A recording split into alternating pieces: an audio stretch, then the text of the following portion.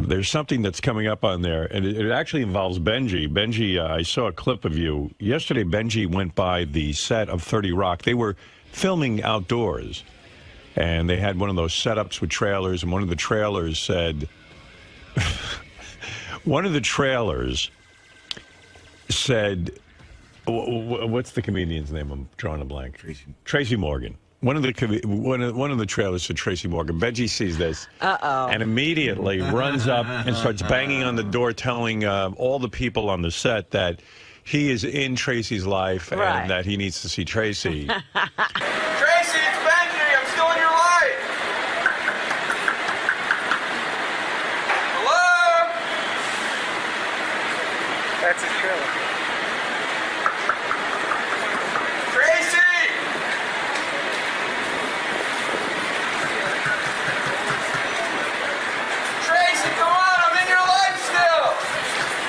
And then he just goes over to the craft services table and begins eating bagels and stuff. And they're like, whoa, whoa, whoa, who are you? And you can't be eating that stuff. He goes, no, I'm in Tracy's life. I'm in Tracy's life. No. Ask Paul Tracy. Paul Tracy. I'll be very upset. Wait, he's going to be upset. I'm in Tracy's life.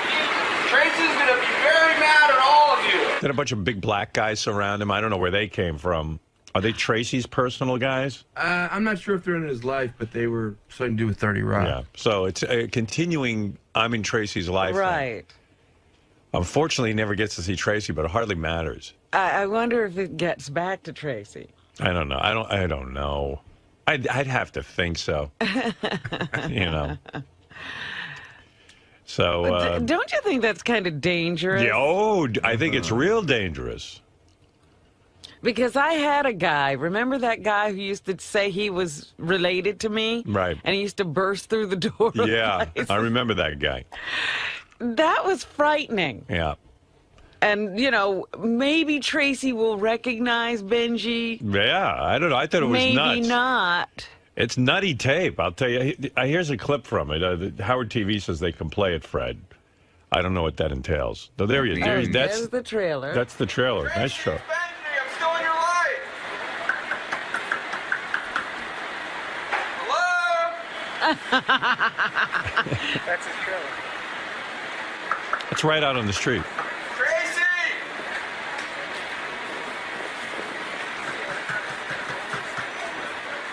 Tracy, come on, I'm in your life still! Let's go, get off the goddamn stairs! Where's Tracy? Let's go! I'm in his life! Yeah, right. I'm in his life! Ask Tracy Morgan, I'm still in his life! Uh-oh. See, this is where it gets crazy. Yeah. Ask Tracy, I'm in his life! Tracy, come tell, what's your name?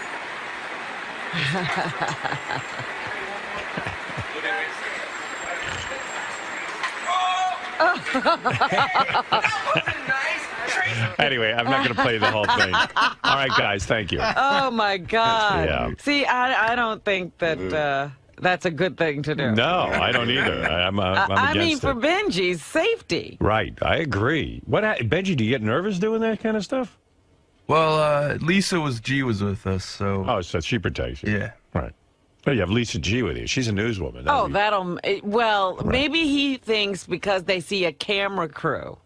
Yeah. Nah, it wasn't a camera crew. It wasn't It was a camera phone. crew. Chris had a phone. It was a phone crew. Yeah, A phone? He was just walking down the street. He didn't know he was going to go do that. They just took a phone and did Because it. I was like, what is Benjy doing with a camera crew with him? It's a pretty good camera, though, that phone. Yeah. Isn't it? Yeah, it's, you know, a lot of guys in the office have it. The Android X, I think it is. Is it? I think that's what it is. Is the Android X like a BlackBerry thing? It's a smartphone. Jason is one of the guys that has that has been telling me a lot about it. So I don't know too much about it. It's Verizon's answer to the iPhone. And so the camera seems to be almost broadcast quality. It looked like he had a camera with him. Yeah. And the microphone was pretty good. I mean, Benjy's very loud, but yeah, the microphone's pretty good. I think the camera's great, although some of the TV guys, when they were watching this morning, Like Scott said, what was that shot on? Like he noticed it was different than. Well, yeah, I mean, it's a Well, cell phone. I mean, I should hope that Scott would notice. Yeah. Well, he's a one. Good of Scott to notice that the quality isn't the same as our cameras here in the studio. So, But it's still pretty good. Yeah, so you'll see that's just another one of those bonus things on Howard TV.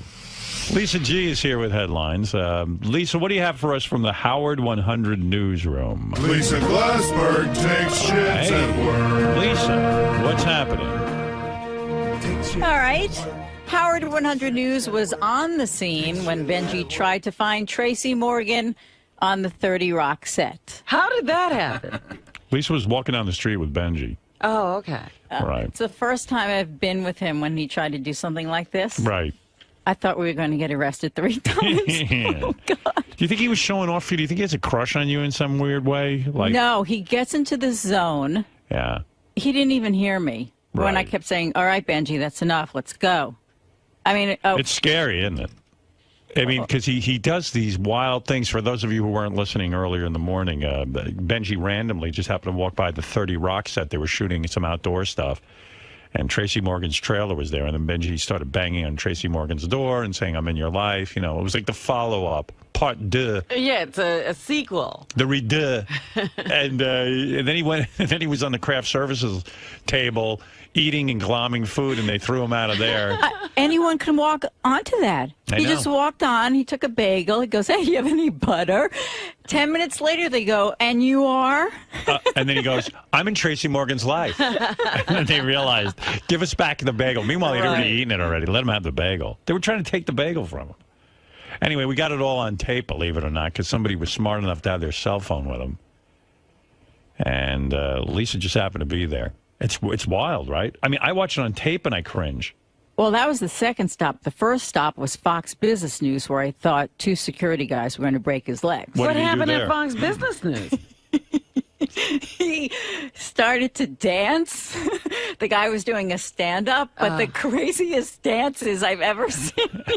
So, But aren't you legally? I mean, you know, Benjy's within his rights. You're legally allowed to Dance on the street. Yeah, Is there a yes, rule but against that? Yeah, but you can't kick your leg up in the air like a crazy person, apparently. Right. Why? Ask him. The cop was telling him, you know, you What did can the cop dance. say? Well, you know the Jewish dance where you put your hands on the guy's shoulders and you both kick your legs up? I don't know that one, but go ahead. Ahora? I thought that's a Russian dance. Well, it might be Russian, Jewish, Yeah. Ashkenazi, I don't know. But so the cop said that dance was dangerous, but like a more mild dance would be okay. Oh, you can't do a dangerous dance. Poor cops have to deal with Benjy. Yeah. So then we walked to the 30 Rock trailer. And he almost got thrown out of that when he was knocking on the door. Seems though like he was putting on a pretty good show for you. I think he's got a crush on you. No, he didn't even hear me. He was in the zone. But were you in the zone because Lisa was around, like you were showing her all your powers? Like it's hot when a chick's around and you Yeah, want I think how that much definitely fun I am. amps it up a little bit. and you realize it made like she doesn't even realize you were showing off for her? Well, I don't know if it was a direct thing, but I'm sure it had. It sure That's something. influenced my It must have been psyche, more yeah. fun because she was getting all freaked out. And Lisa's like the best audience in the world because everything. I mean, you could like sneeze on the street and like, oh my god, that's outrageous. Right. That's like my sister. Whenever we're together, no matter what I say is hysterical and crazy. She goes, oh, you're crazy. You're crazy. And I'm like, I'm not saying anything that crazy. I'm like I've said crazy stuff. This isn't that crazy. You're outrageous. Well, any girl that falls in love with Benjy will have to love what he does because you have to put up with it. He's crazy. He is, because he'll even do it if there's no camera. Right, but you knew there was, but you didn't even think there was a camera. No, actually, I mean, Lisa actually is the one that told us that 30 Rock was down there, and we thought, oh well, let's go walk by and see what happens. Oh, Right, so it was a plan. Yeah. I see. But it doesn't matter because he goes crazy. Yeah, he's nuts. But anyway, it'll be on Howard TV. I'm The looking forward to dancing? Did they get the dancing? I didn't see the clip of the Oh, dancing. I don't my know if the dance God. really led to anything. It didn't lead to anything. We just want to see you dance. Oh, that is the funniest thing. Can we see the dance? Can you do it here? Can you show it now? I mean, I would need someone to Yeah, give us some space. Who were you Oh, holding on to? No, On the you street. were doing it yourself. He was going like. You don't need shoulders. I won't hurt you. Yes, you will. No, leave her alone. Yeah, thank you. You didn't have a. He was going like that. I don't know that dance. What? It's you go alternate legs, but. All right, okay. That's not a dance. Yes, it is. Get away from me. But in the middle of the street, okay? Right. So. All right, that's fun. All right, what else you So got? anyway, I went back to the trailer. Oh. And I found Tracy. Oh. Very good. We have audio for you. Yeah. It's on GP1 in red. Okay. And this is what Tracy had to say? Yes. Too bad Tracy didn't see Benjy. Right. It's freaking him out. Is he pissed that they kicked me out? No, he wants you to keep following him. All right, here we go. Did you say you loved Benjy? Love Benjy. I love me some Benjy. Benjy, I love you, dude. Holla at me. HS. Know that it's from Big Elbow, too. That's Elbow right there. If Howard was a superhero, he would be the leader. Nice. Those are the guys. I think that was the guy kicking you out. Not Tracy, that guy behind him. Big Elbow? Yeah. No, it was some guy with the Teamsters, I think. Oh, I or, see. You know. It's too bad Tracy wasn't in his trailer at that point. That would have been great. Benjy gets in there. Can you imagine they're trying to throw him out and all of a sudden Tracy opens the door and says, Benjy! I told you. Some Benjy. I was in Tracy's life. I'm in Tracy's life. I'm going to be in his bathtub tonight. You know, we were supposed to send Eric the Midget out to the Emmys. Right. Well, what happened? You know, because well, we people were, you know, when I was talking to people over the break, everybody was like, is Eric doing it?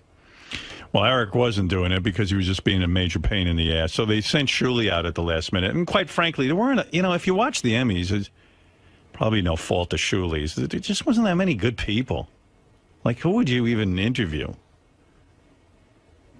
And it seems like everybody he ran into, and maybe this is Shuli's fault, a lot of times he'd identify himself as being from the Howard Stern channels. Oh, right away, instead of just being a reporter? Yeah, I listened to the tapes, and Well, Shuli, no, that's a major faux pas. Well, no, what I did was there were some people that I know were fans of yours and fans of the show. No, but you don't, you know. Like Piers Morgan, who... But how can you ask them offensive questions if they know they're from the Howard Stern show? They But know. no, I didn't do it every single person, No, not I at know. all. I said Sirius XM for the most part, and we were at this Entertainment Tonight after party. It wasn't the red carpet for the actual Emmys. So you had The a lot best interview you had was with this chick who I don't even know who she is, Melora Hardin. She's from The Office. Yeah, but she was good because she didn't know who you were. Right. And That's when it's the best. But I have a lot of them that I didn't introduce myself as that. Shuli went all the way out to California, and the best interview we have is from someone I never heard of. And It's absolutely awful. I was excited to interview her because I'm a fan of The Office, and she ended up getting pissed at me. Yeah, it was weird. Like, I didn't think you asked her anything that offensive, and she actually circled back to tell you what a jerk you were. Wow. I think what happened was she went inside and she started thinking about, like, I know, but the answer she gave me. All right, and here's then she Shuli with got somebody pissed. named Melora Hardin. Hardon. Harden. I'm with Sirius XM Satellite Radio. Hi. How are you tonight? I'm good. I love Sirius. Well, I love We The have it in Office. Oh, good. Well, then we love each other. That's nice. What some of the channels you listen to on Sirius? Oh, I love the coffee table. Coffee House. Coffee House. Love Coffee House. Right. I love the Frank Sinatra, station. I love the, is it the 70s station? Is it called the 70s on 7. Love that. Yeah. Yeah. I love a lot of them. There's a lot of good ones. Any messages for the families of the trapped Chilean miners that you'd like to give? Oh, my God. No, just, I mean, yes. I just... Trap Chilean. That was my favorite question of the night. I would ask people, I'd say, how great is it to be out with all your peers dressed up? They go, oh, it's fantastic. I love tonight. And I go, what do you think about the miners? Sending hope and love and, the very best of, just for the very best outcome. That's really all I can say. Is there ever a part of you that feels like, going out to celebrate on a night like tonight when so much bad is going on in the world? Is that maybe not so proper in your opinion? I think there's bad going on in the world all the time, every single day of the year. And if we were always focusing on the bad going on in the world, we would never make the good. And I think that people need to feel joy and need to feel their own joy in order. I thought that was a pretty good answer, actually. It's the next one, I think. I wonder if there's somebody in Chile right now going, "Oh, Malora Hardon, sending us hope. Thank you. Help me. Help me. I'm down here in the mine." I don't know how to do a Chilean accent. I'm sure it sounds like me. I'm down here in the mine. Thank you. Everybody sounds like they're from the Middle India, East. Yeah. Well, thank you, Melissa Hardon, from The Office. We watch that show in the mine all the time. Those fucking guys are going to be down there for like a month. It looks like weird reality television. They always have a picture of some dude on there. They have a video and everything. What's weird is we're getting all this shit down to them, but we can't get them out of there. I know. Like, there's videos coming out of there, and they're just still stuck in there. Yeah, but how else would they ever get noticed by Melora Hardon?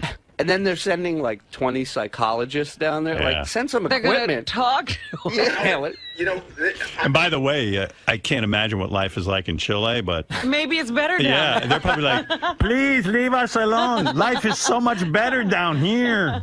And the corruption and the horror of it all. you know, they're saying 3 or 4 months, not a month. Wow. Can they survive? Well, they can get things down to them, obviously. Because if you were going to be down there for 3 or 4 months with nothing, don't come. It'd be weird if they end up looking like people from Middle Earth because they've been down there so long, Yeah, you know? they'll find Bilbo Baggins down there. And Fredo, whatever. They come out like Gollum will be there. teeth are all Precious, my precious. pointy teeth. My precious. Yeah. One hole to rule them all. Be weird if they refuse to come back up. We hate Chile. It's never been good.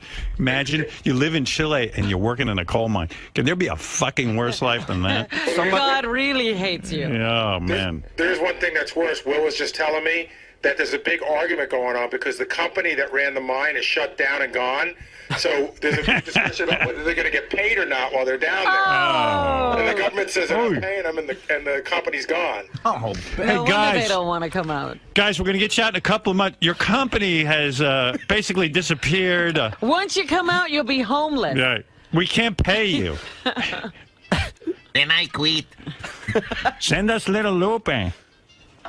Or Melora Gay Hardon, or whatever her name is. Gary, for Hope, send them some headshots of Melissa Hardon, or whatever her name is, Melora Hardon. I like that she's actually sending a message of hope. Oh, yes. What is her message of hope? I got to rewind this. She got a message of hope. Fuck Hope, send me a sandwich. Let's see. To, to give back.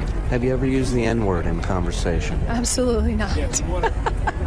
In a conversation, you mean? Just at all? After this interview, you think, well, she did a really nice job, and really, it was very a reasonable interview. What did you do? Well, I don't know. Like, he was standing, and 2 seconds later, she comes back out. It wasn't even that, Howard. It was like literally 10 minutes later, 15. The carpet was pretty much dead. Like, we were getting ready to leave. Yeah. And I got my back to where the party is. I'm just staring down the carpet to see if there's anybody else coming. And all of a sudden, I just hear this woman, like, starting to scold me, you know? Yeah, here she is. This is Melissa Hardon. And I feel like it was really inappropriate. I just wanted to tell you that myself because I think I was actually really nice and gave you a nice interview. So I'm just I just don't think that a couple of those last questions were appropriate. I think you might reconsider next time we have some celebrities up here. Which ones were inappropriate? The Chilean miner question? No, then I asked her if, I said, are you married? A message of hope to the Chilean miners? I said, are you married? She said, yeah. I said, do you and your husband watch porn? And what kind? She says, no, we don't. What's that was it. Yeah, I mean, big deal. Yeah. Grow up. You thought you'd gotten away with something. Yeah. I mean, how old is she that she's so offended? She's in her 30s. Was she 9?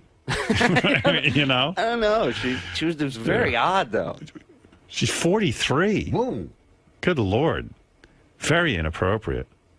There was these two... You asked if she ever used the N-word. Right. Okay, that's appropriate. It's a red carpet. I gotta get you. There's this one message to the miners that these two people, they're from this Bravo show called Flipping Out. What did they say? This chick is like as smart as the hole that these guys are stuck in. And I go, do you have any message? And she says, well, I hear they're gonna, get him out in a couple months, but we're gonna keep that on the DL. They don't know that. And she's like, hang in there, guys. Like, what the fuck else are they gonna do? Hang in there. Stupid ass. Have a good life. Yeah. Sorry, you won't be out in time for Baba Booey's book release. Wolf, I'm sending them autographed copies of my book. I'll bury us further. Wow. But Howard, the flight back from L.A., hold it. Here's another one that I thought was kind of interesting. You know that guy who's very gay looking on Dancing with the Stars, but they swear he's not gay? He's the dance guy, the blonde-haired guy. Oh, I know who you're talking about. He's real good looking. I think that's Huff's brother. Yeah, right. Julianne Huff's brother. He was. What is he doing at the Emmys? Was he up for an Emmy? First of all, you know what's funny? Isn't it really shitty to show up at the Emmys and you're not up for an Emmy? Like I was watching, like Heidi Klum looked really good with Seal, but they're not up for an Emmy. I think they are for like the reality show stuff. Oh, right. Right. Okay, so she had a purpose for being there. And him too, because I think Dancing with the Stars is also up for him. But what's funny is the PR people stick them at one spot and then they run down the line, and it's really like embarrassing because they come up to everybody, they go, we have Derek Huff from Dancing. Do you want to talk to him? And people are like, nah, they're blowing him off. Yeah, there's really nothing. Well, you asked him a question and he just like blew you off. Yeah, because I didn't want to, like, there's the rumor out there, whatever, he might be gay, and I didn't want to mention any of that, so I asked him. Here you go. I asked him this. Derek, two questions. One, ballpark figure, guesstimate for me. How many chicks do you think you banged in your day? Total.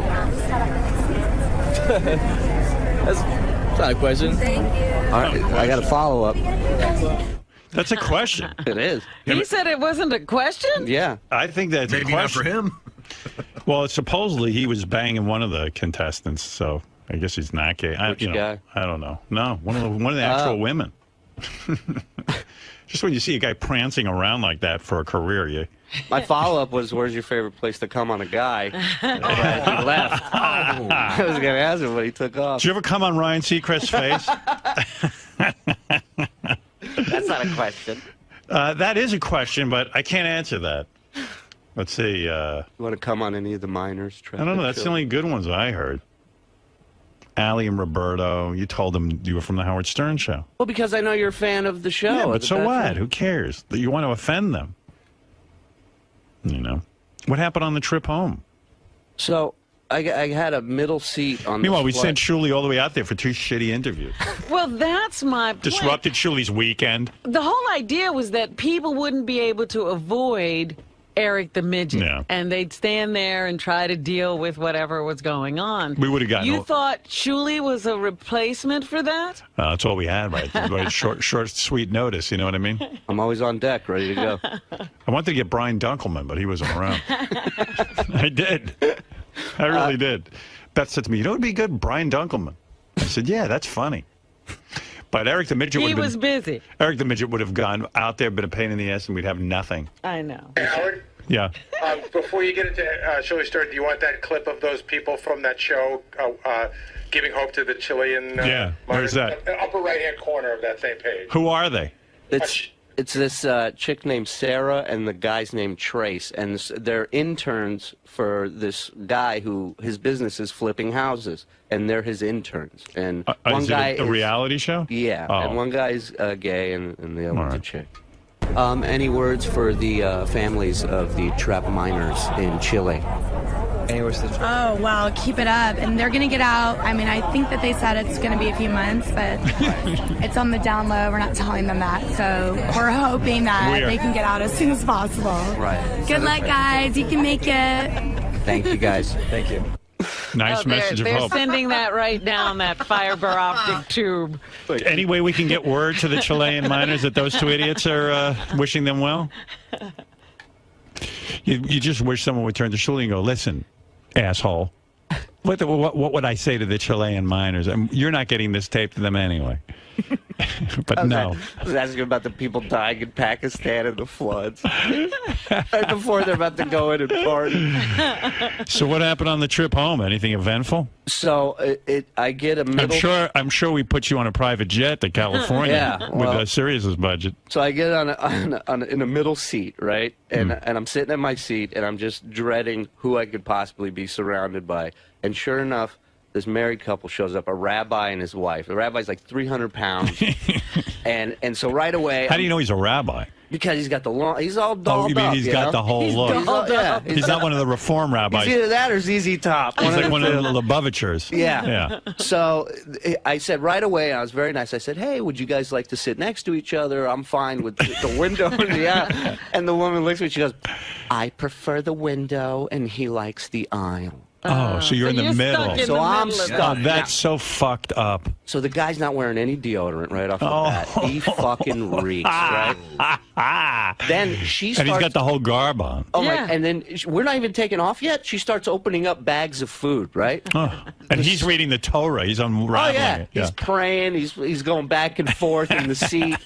And Is he really? Yeah. And I'm sitting, and now this food is... I'm surrounded by BO and shitty Israeli food. And I'm like, what the fuck am I going to do on this flight? I can't wait to get up in the air and go to sleep. Right. So we take off.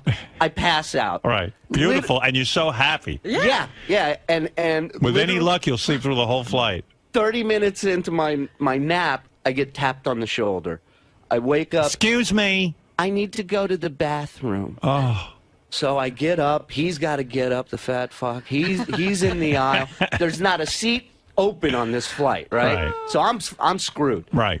Now and they woke you up, and that's it. Now I'm up. She comes waddling back. She gets in her seat. I get in mine. I put the fucking headphones on. I'm flipping on the channels, and I'm just so pissed. And you're smelling her husband. She doesn't want to sit near him. I can't even breathe through my mouth anymore because I start feeling like I'm eating this odor, you know? And I'm so angry. I'm boiling, you know? The next thing you know, and this rabbi would get up every 5 minutes because he's so fat he's going to die if he stays seated, you know, in that elevation. All of a sudden, I'm watching TV, and out of the corner of my eye, I see a baby in front of my face. And I look to my right, and he's talking. I got the headphones. I don't know what he's saying. I take the headphones, and he goes, could you hand her the baby? Where'd the baby come from? I don't fucking know. So it's his kid. It's not his kid. There was another rabbi sitting in different section, and he just thought it'd be nice to bring the kid to his wife to let her hold the kid. And you have to hand this baby off. So I go, excuse me? And as I'm saying, excuse me, the woman's going, just hold her for a second. She's taking her headphones off, getting arranged. You're holding the baby? No, I'm not holding the baby. I look at the guy, I said... Excuse me, I said, if I wanted to hold a kid, I'd fly with my kid. Right. I said, this is why I wanted to switch with you guys, so we don't get in each other's lives like this. Right, yeah. You don't want to be in their life. Yeah. Yeah. So the guy looks at his wife, and in Hebrew, he says, Ze lama ani soneh otem. And that translated means, that's why I don't like them. Them. Like, what? First of all, what the fuck can you confuse me for? Maybe other an than Arab. A Jew? Maybe right? kind of an Arab looking or something. Maybe. Yeah. So now I was boiling. And this guy before. has no idea. He must think you're something else. I'm undercover. You know, he doesn't Isn't know. Isn't that great when you know a language and they think they're... So what do you do? I've waited for this moment my whole life, right. to bust an Israeli talking shit about me. Yeah. And so the guy says, that's why I hate them. And I look at him, and in Hebrew I tell him, Lech tizdayen 𝗦𝗵cie 𝗄𝗿𝗍, which means, why don't you go fuck your mother in her ass? The rabbi's eyes get like cartoon, like huge eyes. The wife, you hear go, just gasp for air. He takes the baby, walks back, gives the baby back, comes back, sits down. Not a peep out of these fucking two the rest of the flight. She didn't have to piss. I had my feet up. I was relaxed. Wow. I'm like, just talk to me. Just say one fucking word. And they shut their mouth the rest of the time. The rest of the flight. And I told him, I said, you better be careful, you know, the shit you say, because you never know who understands what the fuck you're saying. I wonder what he thought you were. Wow. That's what the whole rest of the flight. I'm just sitting here going, what the fuck did he confuse me for? Yeah, I wonder what group he hates. Yeah. I was just pissed, man. Just from the start, I'm like... Did you grow up in Israel or something? I was born in Israel, yeah. And how long did you live there? Well, I lived there till I was 4, but then I went back every summer till I was like 13. I speak Hebrew. Yeah, at I mean, home how do you fluently. speak it so well? I speak it with my parents still, you know, Wow. and my brothers, and it's pretty impressive. Thank you. What a waste of a language, though. I mean, how many people really speak that? You know what I mean? He finally got to use it. And it's kind of a gross language. It's kind of a waste of time. All phlegmy. And you know, stuff. You need like Yeah, Spanish. It doesn't help you pick up chicks. No. You never laid on chicks that you could speak Hebrew? No chicks ever like, oh, you're from Israel? That's hot. Speak Hebrew to me. Yeah. It was like the moment. How do you say, like, oh, it's a beautiful day today and I love all people? How do you say that in Hebrew? Wow, look at that. I'm always impressed when guys can speak any other language but English. Of course. He speaks English so well. Yeah. You don't have any. I think he'd have a little accent. You don't?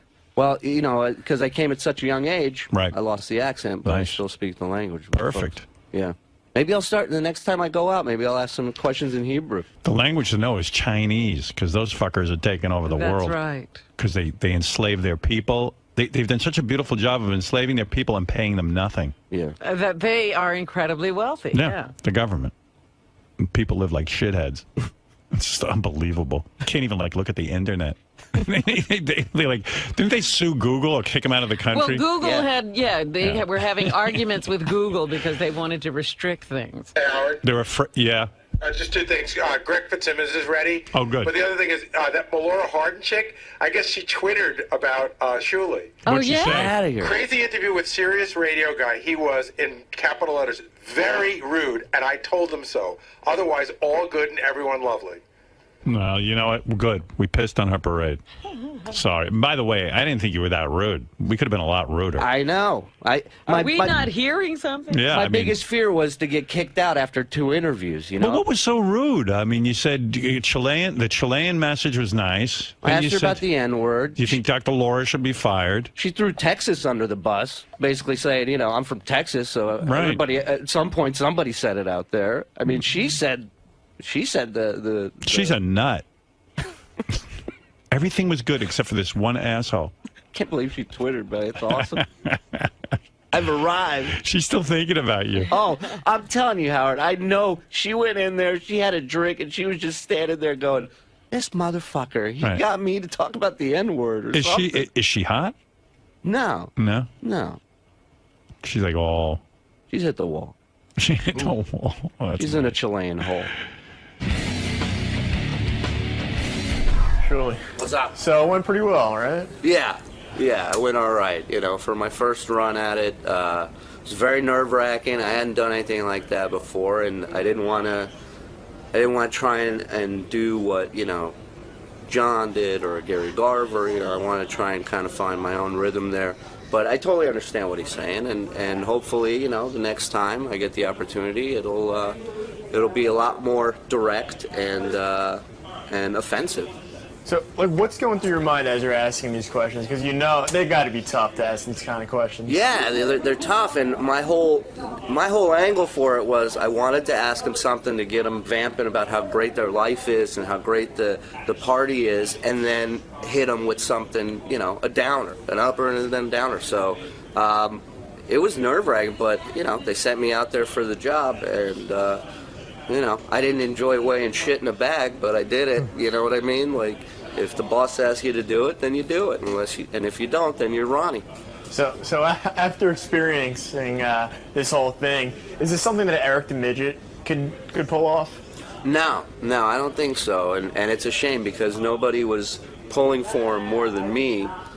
Because, you know, as a fan of the show, to have somebody there, it's almost like a magnet for celebrities. They see this kid in a wheelchair, they think it's, you know, some foundation sent somebody to interview him, and they would all go to him, you know, A-list to D-list. They would stop at the wheelchair kid. And, but, you know, I don't think he could pull it off. I mean, shit, his biggest hurdle was the drive down. He didn't even want that film. We didn't even get to the fucking questions, you know? All right, man. Well, thanks. All right, brother. Good job. Thanks, man. Red carpet, Entertainment Tonight after party of the Emmys, and we're ready to rock and roll. Meet some celebrities, ask some questions, have some fun, maybe even get drunk. Stick around. Should be a memorable occasion. How much fun is a night like this for you to go out, get dressed up, and party with all your peers? It's a lot of fun. It's really exciting to be here. It's always just, you're so thankful. You see the cars, you see the lights, you see the people, and I'm very thankful, very thankful. A total blast for me. Never been to the Emmys or the party, so this is great. It's a lot of fun, you know. You get to, like you said, get dressed up, see friends, and that's the thing. Like when we're working in this business, sometimes we don't see each other for a long time. So it's nice to reconnect and celebrate the industry. So that's why I'm here. How many chicks do you think you banged in your day? Total. That's not a question. Any words of encouragement for the families of the trapped miners in Chile? You know what is interesting is I'm so glad that they've been able to now get them stuff. Right. That's what's cool. Any words for the families of the trapped miners in Chile? Oh, well, keep it up. And they're going to get out. I mean, I think that they said it's going to be a few months, but it's on the down low. We're not telling them that. So we're hoping that they can get out as soon as possible. Right. Good luck, guys. You can make it. What are your thoughts on the thousands of people that have died out in Pakistan in the floods over this past week? Well, that's devastating. Did you have a lot of sex? Did you? Did I have a lot of sex? Did you experiment? Did I experiment? In what way? In every way. In any way. Well, you know, everyone's a sexual being in a way, but so yeah, you have to try everything at least once almost. No STDs or anything, right? No. I'm clean. If you were forced to have sex with one of your relatives, who would it be and why? One of my relatives. Let's see. Can I get back to you on that one? Do any of you still watch porn? And if so, what's your favorite kind? Go ahead, doctor. Some couples in their relationships, porn spices things up. Do you guys watch porn? And if so, what kind? Oh, God. Porn. You a fan of it? And what type?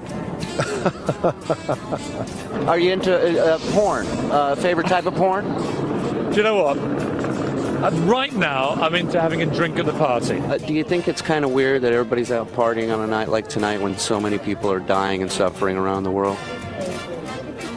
Well, I feel like, I mean, we need a chance in everyone's life to celebrate. So I feel like it's suitable and it's a tradition. I mean, it's 62nd. Yeah, annual? 62nd Emmys. So I mean, why? What?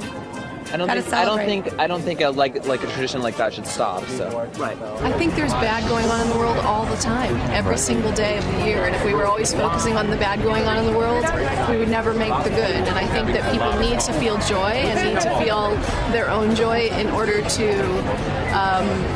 give back. This is a night of celebration in the night, in Hollywood. So people need to celebrate, just like if it's a convention for pharmaceutical companies, they're going to celebrate. So I feel like it's important, and I feel like that Hollywood really does give back in a really big way. And I think it's important for people to just do whatever they can. If they can't monetarily support something, to send their prayers and do whatever they can. In your opinion, would you rate yourself B, C, or D celebrity? Oh, I don't get. Do you consider yourself a celebrity? No, I don't. No. Not even in the alphabet. Not even. Have you ever caught your husband pleasuring himself, or vice versa? All the time. We do that all the time. What happened? We like, who doesn't, why, shouldn't we all pleasure ourselves? Let me ask you this, ballpark figure, how many guys do you think you've slept with your whole life? Not an exact number. I wouldn't know that number. Boy, this is the first time I've ever been asked that on a red carpet. Shame on you. In your opinion, is Dr. Laura a racist? What in the hell was Dr. Laura thinking? In your opinion, is Dr. Laura a racist after this outburst that she had on the air? I don't know what it was. You think Dr. Laura's a racist? Yes. But without realizing it. I don't think she's a racist. I think, everybody's really super, super sensitive. You know what? I don't know what her controversy is, and I don't, so it would be hard for me to speak on. I know that I'm not. How about that? Have you ever used the N-word in conversation? Absolutely not. Are you upset that the midget isn't here? So I'm obsessed with him. I'm obsessed with him. What do you think? Everybody has an opinion. What do you think it is about him that makes him ask for things and then A, not be grateful when he gets them, or B, not follow through on them? As deformed as his body is, his brain is so equally deformed to think that he deserves anything that he has But Howard's right. Every time he screws it up and is still mad at everyone else around him, it's still funny, and I never want him to leave the show. Is Mel Gibson a racist, in your opinion? I actually haven't followed any of that. Would you ever work with Mel Gibson if the opportunity presented itself? What kind of questions are you asking me on the carpet? Would you ever work with Mel Gibson? What's that? Would I work with Mel Gibson? I'm not sure he's going to be working again, is he? So a bit of a moot point. If Mel Gibson really loves the Lord, Right. then there's going to be some redemption. There's going to be a little repentance, and he's going to be made brand new. If he really walking for real. Right. And in that place, hey, anything is possible. I just don't think that a couple of those last questions were appropriate. I think you might reconsider next time we have some celebrities up here. The opening number was...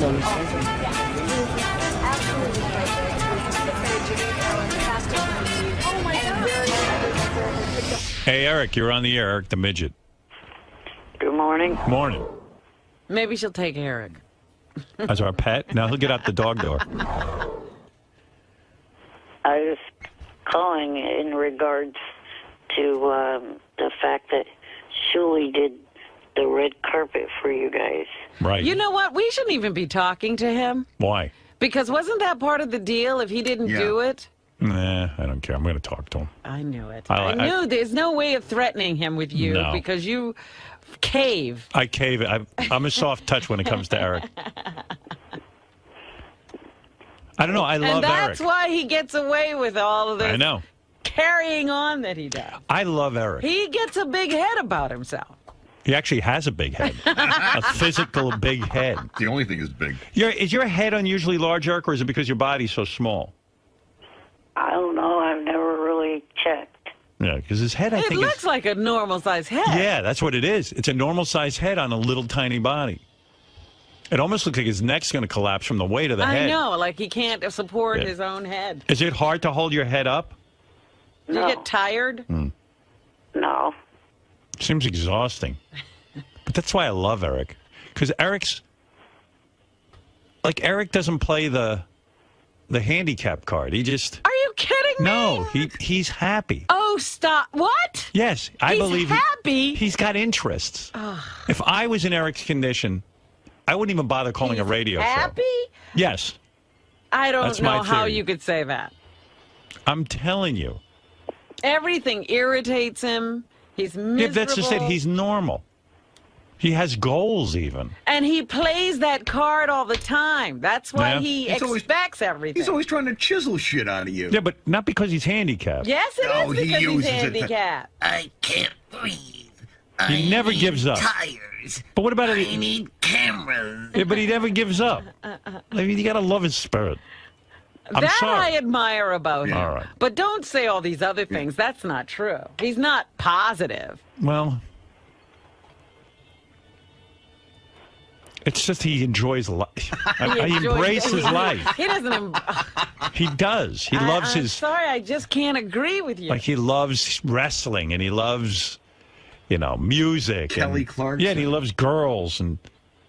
I would just be defeated. Eric's got a spirit about him. I don't think he can help loving girls. And he looks part of his anatomy. And he looks forward to the day he argues with people on the internet. I see he throws people off his tweet. I don't know. I would just be defeated. He's not. He's not defeated. He's ungrateful. So what?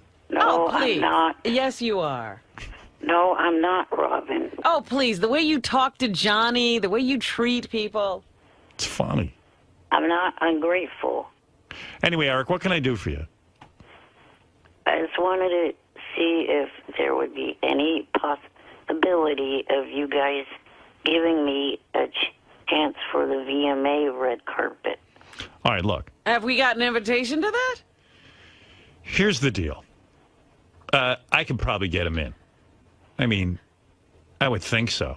Aren't I sort of considered part of the Video Music Awards family? As a matter of fact, yeah, I heard them promoting that, you had been Fart Man a week or two ago when they were reviewing the VMAs. Aren't I part of that family? Yes. Exactly.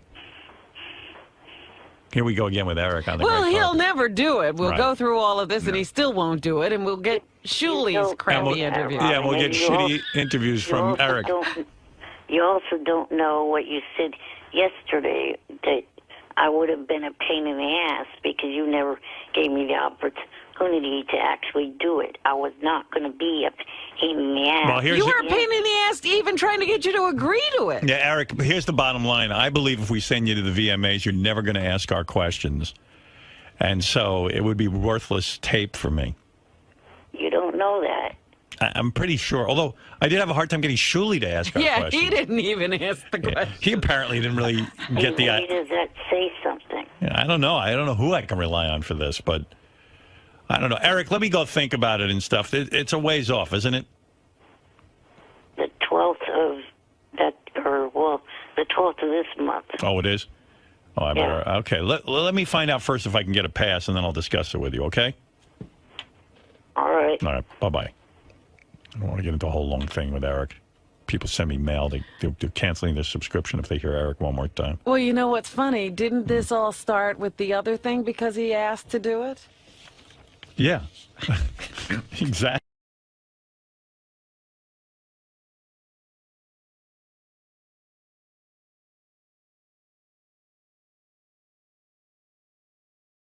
I've tried. It's hard. You cannot find a bartending job unless you know somebody. So I'll make some money. What is it, Gary? The question for Pete is, if his best year was $5,000, how do you live? I live with my father, my sister. But like, who's paying for your Sirius? I have a credit card. Wow. You know? Is that run up big? Like, are you over drawn on your credit? What's your financial like? Are you handling your bills right now and everything? The mortgage, you're paid off, you're taking care of everything? You know what? I never carry a finance charge on a credit card. I pay my mortgage every month, and I lease my cars. That's great, man. You're so... No, I'm just asking you if you're overdrawn on your cards. Pete hates you. You're cooler than me. No, I'm not Ralph cooler is than you. on with Pete. Ralph, go ahead. Hey, now. Hey, now. Hey, I've been around for one or two of those Beth fashion shows, and they are very hot. What's great, like, if she has dress on, you go like, hey, maybe you should have higher heels on with that. Then she'll go and get some, like, higher heels and stuff. Yeah, sometimes it's weird when Ralph's there and Beth is doing a fashion show. I don't like it so much. Yeah, 'cause it sounds like he manipulates things. Well, because I see him, I know how Ralph is. He's a guy. And Yeah, And not only that, he's that's like, your fashion show. Yeah, Right. I feel like that should only be for me. But chiseling on your fashion Ralph show. has actually been there for a few fashion Yeah, and shows. also what's great is that she's usually braless when she's doing those because she's changing quick. Oh, now it's just steps into Creepyville. Yeah, it isn't That's right. not creepy. Dude, Yes, it is. Come on, it's his wife. I know. I get a little territorial, like you Ralph. should. I go, Ralph, easy. Do you get? But Howard, do you get in that weird area where it sort of turns you on that No. that it means that much to Ralph? Like, because your wife's so hot? Not when it's that close. I don't need. It's one just thing for him to fun. We're all admire from afar. We're all friends. It is fun, but I know Ralph goes into wolf mode, and I've seen it before. I know that face. Yeah, not with my wife. Hey, Beth, those heels aren't high enough. It's okay when it's we're out in a club or something. So we're both working it. Yeah, you're looking at some other chick. Ralph could have had her. Ralph forgot one time he gave her his number. I mean, it gets pretty intense. He goes right into that mode. You come to think of it, Ralph has been there for a few fashion shows. Yeah, it's always fun. Remember to dismiss him next time. Hey, Ralph, how do you deal with your life, man? Never, really working and just, how do you get by? I don't know. I do pretty well. Much like Gary, I don't carry a finance charge. He doesn't carry a credit card either. But wait, but I was on hold. What do you make $5,000 a year and live with your parents? I live with my father. I live with my parents my whole life. I sleep in the same single bed I always have. How old are you? He said, I'm going to be 30 years old, man. And you got the nerve to try and question Gary or me about it? I'm not questioning anybody, Ralph. He's trying to figure it out. What? That you were. Oh, I'm sorry. He's trying to figure out how to move out. You were actually a role model, kind of. Well, how are you boy. going to be 50 years old, kind of doing the same thing? How do you make money? Howard helps you out on occasion. Yeah, every once in a while I kind of call him and say like, what do you do in your personal life? I need a few bucks for the week, and what do you do? Jack off. What do you really do, Ralph? Tell us. He's a stylist. It's his secret. Who else does he style besides you on Mondays? I haven't booked exclusively. I pay to have him an exclusive rights to him. because you couldn't get him when you wanted him, so you had to tie him up exclusively. In fact, not only do I have him exclusively, I can't even get him to come to the Even house. with your exclusive. Well, he was busy with the Battlestar Galactica finale. Battlestar Galactica. Like, no, but Pete, to answer your question, Ralph will style all of us from time to time. Like one time, Ralph told me I look like shit. Just once? Well, actually, it was several times. So and he doesn't charge me a lot for that. So he'll do everybody on the show from time to time. Ralph found me my Michael Jordan sweatpants. I'll tell you that. And I love those. Well, are they hard to find? Because now you got me wanting to get them. Ralph, how do you get those? Because I told Artie he should get them. They probably would be good for Artie because they're a good size and stuff. I had to search like the style number and stuff like that. You can't can't go to a store and get it, huh? He found them in a store, and then we went back to get them. Stuff like that, like they turn them over so quick. And they were like from the beginning of the summer maybe or something. I mean, the beginning of the winter, and, now they're out of the store. I went to get more, and they didn't have them. So I told Artie he's got to get Michael Jordan sweatpants. I'm telling you, they're slenderizers. I'll ask my sister. You'll be able to gain another 100 pounds. He makes 20 different kinds, Artie. You got to get the same kind if that's the kind you want. Yeah, you got to get these. What? He makes 20 different kinds. You got to get this kind, the black ones. Yeah, does it have a name? What's the name of those ones, Ralph? I don't know. There's a style number to it. I don't know. All right. I've heard of a style number. And then every douchebag like Pittsburgh Pete's going to be wearing them. All right, man. I'm a douchebag, right? Why is he a douchebag? I'm just joking. Yeah, you got nothing to say to me. We're kind of similar, We are. A little bit. I mean, you can't be happy. I don't see how you can have a bartending job and make only $5,000 a year. That means if you work 4 days a week for 45 weeks. I'm gonna. Is that about? But he 20, didn't work 20, the whole year. That means he made 25. He worked the whole year. $25 a day he made as a bartender. Oh, he did work the whole year. That's what I couldn't figure that out either. Money. What? With the bartending, with the bartending gig, that might have been a little more. But on my tax records, it was only probably like $5,000 ever, and that was like 10 years ago when I was like motivated. I mean, how many days a week are you being a waiter? Hopefully as many as they can give me. I just want to indulge myself in working for the public, get some money back in my pocket, and get some ganja, and take a woman out to dinner. Just the basics, Howard, Right. Let me ask you something, Pete, though, because a lot of people in your generation now say you're creative because you go on the computer. I know I'm creative. Well, but and listen, I'm going to tell you something. When you came with me to do the gig, you actually told some jokes. Howard even said it. We played it. Yeah. And you actually had a couple of funny jokes. Thank you. But, yeah, it was good. But how are you dealing with that now? Like, what are you trying to do to be creative? What's the outlet? Are you writing? You could be a creative waiter. Why not? Why not be the best waiter? Use your comedy on your client. I'm going to tell you something. Whatever job I ever took, I was a food server as well. And I was selected by my boss as the best food server of the year.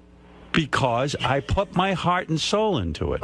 I decided whatever I did in life, I wanted to be the best at. I don't give a shit what it is. You're spending your time. You might as well do it well. Yeah. I mean, why wouldn't you be the best? I mean, in college, I made the best movie. I won. When I was served the food, I was on time, I was conscientious, and I was a pleasure to my boss. I believe that you must excel. I was a dishwasher, and I got a commendation. Now, who gets it? Who gets there, puts their heart and soul into dishwashing? You're going to be something. Be the best at it. He won the silver dish. And why was I the best dishwasher? I'll tell you exactly why. I got in there like a madman. I probably took on the workload of 3 or 4 guys, and I washed and I racked. And I was proud of the job I did. And you rolled. And believe me, I didn't make 10 cents.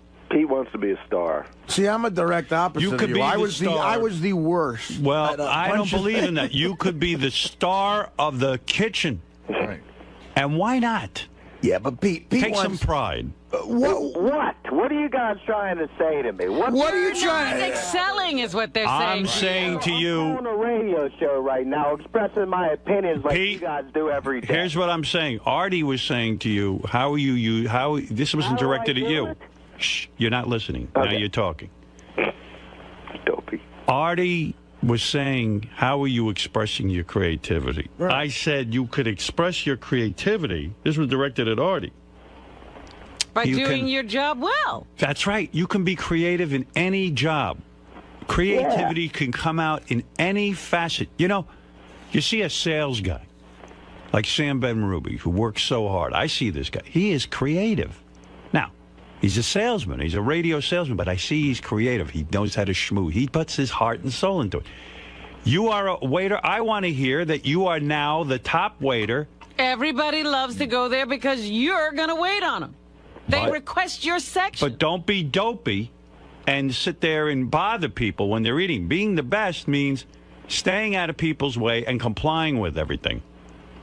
I know how to do that, man. You know how to do that? I want you to do that. I'm all about the hospitality, Howard. Good. I think that you could make more than $5,000 in a year at that job.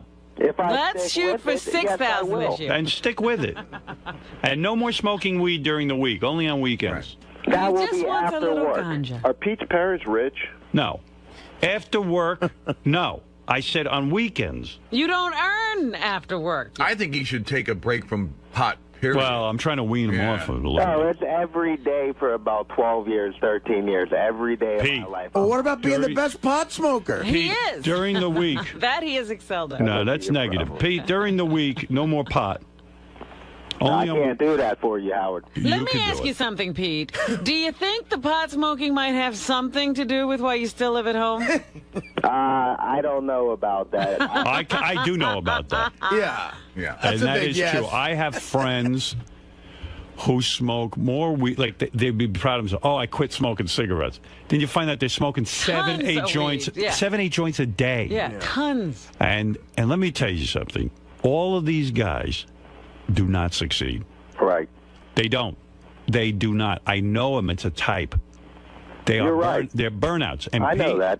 Starting today, during your work day, the days you don't work, you want to smoke a little weed, okay, I'm not going to take that away from you. Mm-hmm.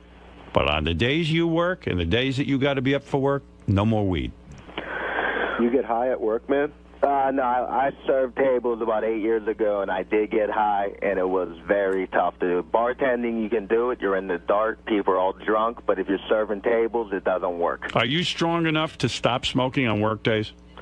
I don't think so. Well, you got to get strength. If you want to be the best, it's not going to... I don't want to be the best. Well, I do. You're right. Okay. So then what are you going to do? Try it for a month. Call me back and let me know how you do. All right. Don't call us even for a month. Yeah, pot is too powerful thing in your life. You're letting it overtake you. The older you get, man, the more wisdom you get. You're motivational. You're like a Dr. Jew yourself, man. You should have a... Dr. Jew? How dare you? You should have Dr. All right, I have a big nose. Let's see if it works, Pete. Go I'm away a for Jew. a month and see if you come back any better. Howard's been like a father to me over these years. Well, he's failing as a father. Maybe that's why you're high at home with no work. He's a terrible father. Then you got the wrong father. Yeah, you have to reassess, Pete. I mean, please, Pete, don't belittle yourself by not taking your job seriously. In other words, you're making fun of your job when you're showing up high and not motivated. You should be proud to be a waiter. There's nothing, in Europe... It's a great job. It's not my passion, though, Howard. Make it your passion. Well, what's your passion? My passion is talk radio. No. No, it isn't. It's listening to talk. You're a waiter. And there's nothing... Right now, you're a waiter. When you get the job on talk radio, that'll be something. But not now. Right. And you need to stop smoking pot during the week. No, you're right about this. Have you heard of 100%? 100%. He's heard of it. But he's got to now devote his life to it. You have to be the best at what you do. Can you give it 100%, Pete? No, I can't. If you want honesty, I would love to do it, Howard. Pete, I go to a restaurant. It's called 𝗛cie𝗄𝗿𝗍 here in Manhattan. The waiter walks over. He's got the whole menu memorized. And he goes, "Hello, Mr. Stern." He's like this. He's an Italian guy. At all. Today is the specials we have. And then he goes, and now I'm going to tell you the fish, and then I tell you the pasta. Then this guy takes such pride in his work. I go, this guy's at the top of his game. It doesn't matter. You talk about talk radio? He's doing talk radio right there. The hardest part of his day is getting that accent right. Well, he is terrific. There's nothing wrong with being a great waiter. You know, people think probably think you're sort of joking around. I'm not joking around. There's so many assholes that you run into. Like I go shopping a lot, and all these fucking people be trying to register are on their phones or fucking half asleep. And you just want to smack them. Go, what the fuck are you doing? If you want to know something, you're absolutely right. I go to these stores and I see people working behind the cash register. Most of them are They vomits. don't even want to look at you. They're vomits. The other day, I was in the Barnes & Noble. A young black woman standing behind the thing, and she says, "Oh, hello," big smile, takes the money, "Have a good day," she says to me, "and how can I help you?" I said, I know that this girl is going somewhere. Even if she just stays at Barnes & Noble, they will put her in charge, and she will make more money than the rest of these nitwits. And she's black. And you respect somebody like that. And she happens to be a lovely girl. Or not. And she is going to go places. It will be recognized because people who run businesses are only looking for somebody who's got half a brain in their head. And won't destroy the customer. All right, Howard, what do you think? What do you think about a guy like this who has, a lot of ideas? He definitely is a unique person with the creativity, but doesn't have the structure or the organization or the willpower to put it together and make it useful. That's a very good question. Are you talking about me again? Right. Well, that is loser thinking. Yes. There are a ton of guys out there. They got a million ideas. They're all full of horseshit. Their ideas are never going to happen. What you got to do is devote yourself to what it is you're doing right now. You see, life is simple. The guys who walk around with a million ideas in their head, and their whole lives, they spend their time going, oh, I could be great at this. I could be great at that. I could be great at that. Be great at what you're doing. Forget about everything else. Be the greatest waiter you can be. And then you will see life will start to unfold. You're right. It's nonsense. Are thinking. you going to investigate this, Pete, or are you just going to say, I'm still going to do it my way? No, I'm going to put effort. I'm going to be... It's the Ralph Crandon situation. It's syndrome. Yeah, you're right. Idea. Of course I'm right. No, everybody wants... Because you're thinking, too, your mind's all over the place. You're scattered. I feel I deserve to be rich, Howard. Okay. Well, never think that way. And I'll tell you why. That's another loserish kind of thing. Anybody who thinks they deserve to be rich will never be rich. Except the people who are born that way. Well, that's a different story. Pete wasn't lucky enough. What you got to do is never even think about being rich. Think about work and devoting yourself to it. The simplest job. Wait, that's bullshit, Howard. I don't care if you wash toilets. Be the best toilet washer, and you'll see it will become your way. Can you do anything excellently? It will become your way of doing things, and then no matter what you do, you'll be great at, and you won't be scattered. Pete, can you do anything excellently? I can do many great things, Rob, and I love No. Anything that you've actually been able to do, have you done it well? Have I been like you? No. Have I been like Howard? Pete, listen to me. Listen to me. I am defensive because Howard was a guy like me. I mean, he was more successful, but... No, he wasn't. He started out with nothing. He was nothing like you. No, he was. No, he wasn't. Because he's talking about don't worry about being rich. But that's right. I never did. Let me tell you something. I got into radio. Who thought about being rich? I thought about being on the radio. And I worked with a lot of guys like you. When I was in college radio, none of us had jobs. We all had dreams of being on the radio. And really, it was a pipe dream. I was horrible at it. I never walked around saying I'm the best. I said I'm horrible at it. I got to get better. And the guys I work with, each one was worse than me. And they would sit there and go, you know what, man? I'm going in radio, and I'm going in big markets. I'm not wasting my time like you working in a small market. And they all were grandiose in their thinking. They all are horrible on the air. No one was looking for them. And rather than put in the time and the hard work, to become good on the radio, they all were taking shortcuts. They all had pipe dreams. Me, this is what I did. I said, I'm shit. I've got nothing going on. I'm no one in this industry. Let me work at it. I'm going to see if some maniac will put me on the air, and I will follow his rules and regulations. I will train myself to be an announcer first before I get on there and try to be funny. I never thought I'd be anything in radio. I just did the best job I could, and I was making $96 a week.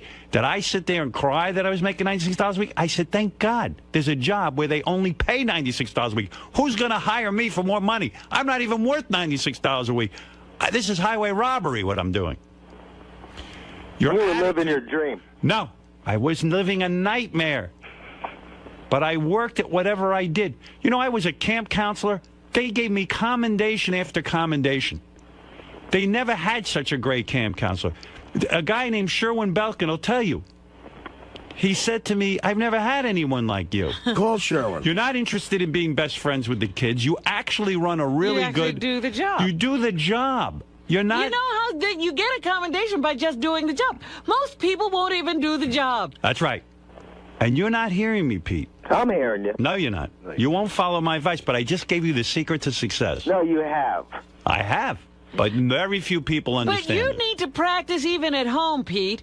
You need to, even when you're cleaning the bathroom, you need to clean it immaculately and be hard on yourself. No. Yes, now No, I disagree with you. Clean. I disagree with you. What? I'm completely confused. Unless you're getting paid, you don't have to be good at anything. Oh, stop it. No, I'm he being needs serious. to practice being good at No. something, anything, Howard. Howard, your number was Trust me. So I'm a big pig at home. before you go As to a your waiter job, clean the shitter. As a He waiter. needs to clean the bathroom No, and clean that's it a waste well. of time. No, it isn't. Let your mother do that. His mother's dead. See? Well, bring her back. Father. Well, then his father do it. Pete wants all the glory without the work. Everything you do, you should do well. Pete? Whether you're paid or not. Pete, just listen to me. I told you what you need to do. Now go do it. I gotta run. Thanks, Howard. Thank you. He's never done anything to completion. Thank you, Pete. Thank you, Father. Right. Oh, God. Your son is in bad shape. So, Gary, Pittsburgh Pete, started with 30 months ago. Why has he moved on to you think? I don't know. I mean, he just moves around to whoever. He sort of got under my skin a little bit. What do you think his problem is? Well, I think he stated his problem pretty clearly today. His best year is $5,000. He lives at home. He sleeps in the twin bed that he grew up in, and he's just having some issues. And he's all bummed out that his mom passed away, and I feel bad about that. But listen, we've all had losses in our lives, and you got to move on. Now, what do you think about him saying that Will's the top producer? He's just trying to get under my skin. He's just trying to say. It's what his problem is I think he suffers from something that I think a lot of people suffer from. That he's one. Like I get interns that come in here, and they don't want to be interns. They want to be the producer. Why should they bother doing it at that low work? And that's what Pittsburgh Pete sounds like. He's like, well, I want to be famous. I want to be good. I want to be special, but he doesn't want to do anything to get there.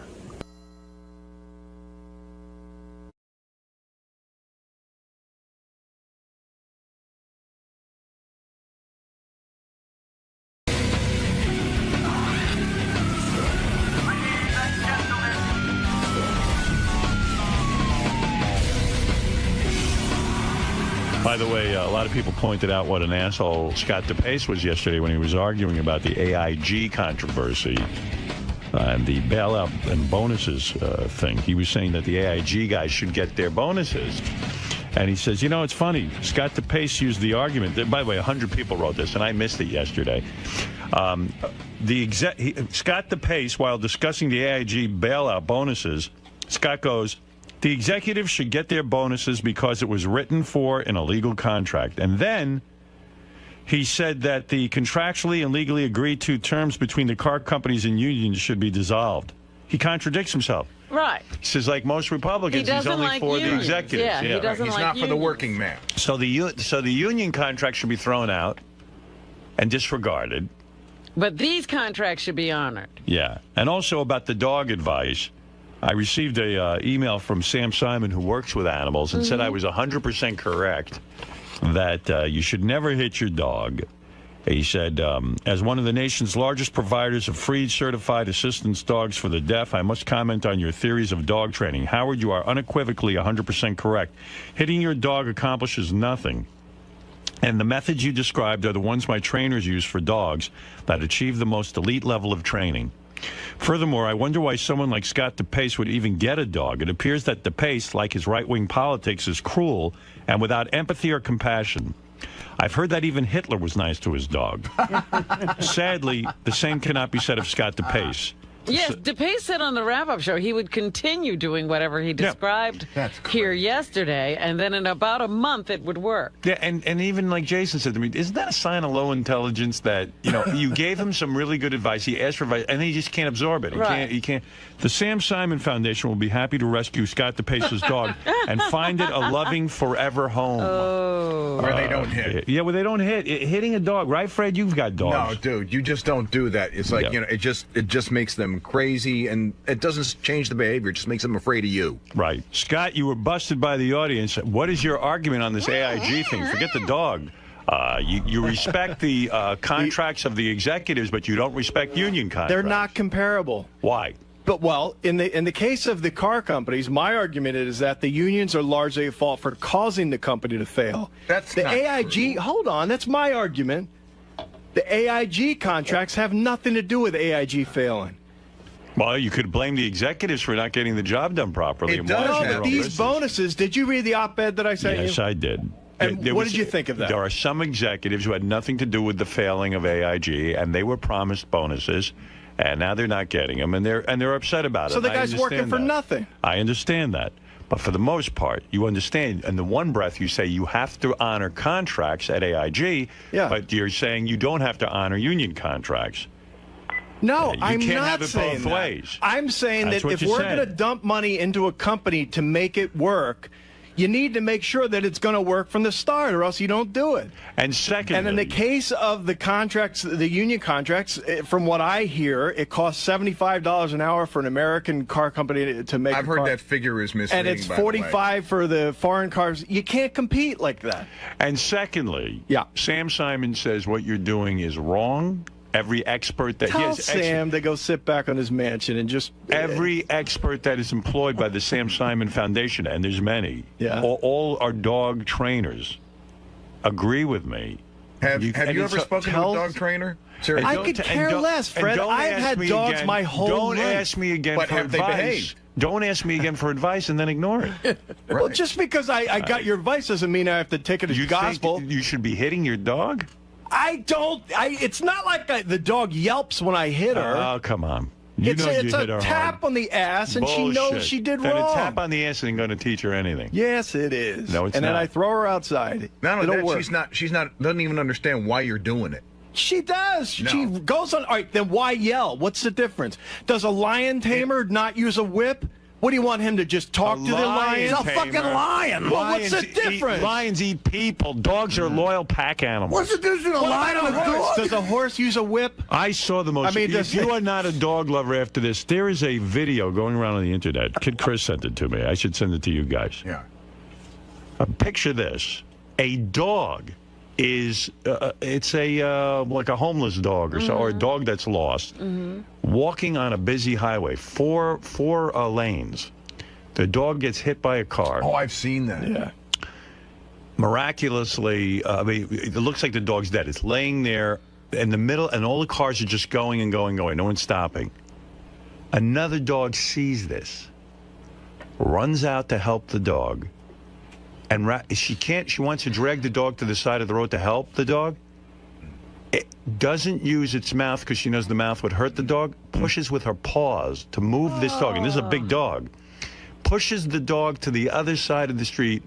Finally, people start to notice, and they stop cars, and they try to help the dog move the dog. And it turns out both dogs are fine, and even the one that got hit is perfectly fine. Minor injuries. Wow. But imagine this dog is so loyal to another dog, and it tried to move the dog to safety. I mean, that's the most moving thing I ever heard. Yeah. You're never going to find. You I going to love compare a dogs. dog to a fucking tiger? No, that's I'm gonna just eat your saying ass? that they're animals. At the end of the day, they're animals, and they understand. Then do you need to mistreat them? Because I'm they're not animals? mistreating. I'm loving that dog. I'm telling that dog how she's going to do well in my tell family. her, don't hit her. Yeah, she doesn't speak. You can tell her. She does. They understand. They understand. What do you got? A lab? Yeah. A lab is as bright as a 3-year-old and can understand a vocabulary. Actually, I think the lab might be smarter than you. Yeah. Fred, you know what? I question your intelligence sometimes too, pal. Oh, come on. Fred's intelligence? Yeah. You think you're smarter than Fred? Bring it on, dude. Sure, let's take an IQ test. Bring it on. Let's take No an way IQ you'll test. beat Fred. I think I might. I think Fred has a great memory, but that's about it. No, it's right. more than memory. The guy's got basic Well, intelligence. listen, don't attack me. I'm quite intelligent. It was a joke. It wasn't an attack. You're also Fred, I hear it all the time. Should I hit you with a newspaper to see that you understand it? What do you You're want also to? What do you want to go up type A, against aren't Fred you? and name the subject? Name it. No, an IQ test would be fair. IQ test. Sure. He'll beat you. My money's on him. Well, let's see. Scott, I think you're a bright guy, but you're not smart. Let's bring it on. Fred, you think you'll beat him in an IQ test? Any I have chance no I could lose idea. money here? I'm not going to take it. You won't? No, because I don't like IQ tests. You don't want to know. Yeah, what was an IQ test for someone of our age? What does that consist of? Logic questions, like basic? Yeah, logic, command of Patterns. language, patterns, spatial. Right. Hey, listen. Memory? Let me tell you Anyway, something. my Memory dog has a lot loves Fred, I'll tell you why Fred's smarter than you. Number one, you see him on this Win Fred's Money. The guy knows tons of shit. It's He's unreal. got great memory. Awesome. More than memory. Yeah, but that's knowledge. He's got knowledge. I'm not saying Secondly, he's stupid. he I'm plays just good- saying I am not. He plays an instrument. That shows me a high mathematical ability. I was great in math. Yeah, but can you play guitar? No, I've You never. play any I've never instruments? bothered. No. Yeah, he's got a basic curiosity. Can he play that you- golf?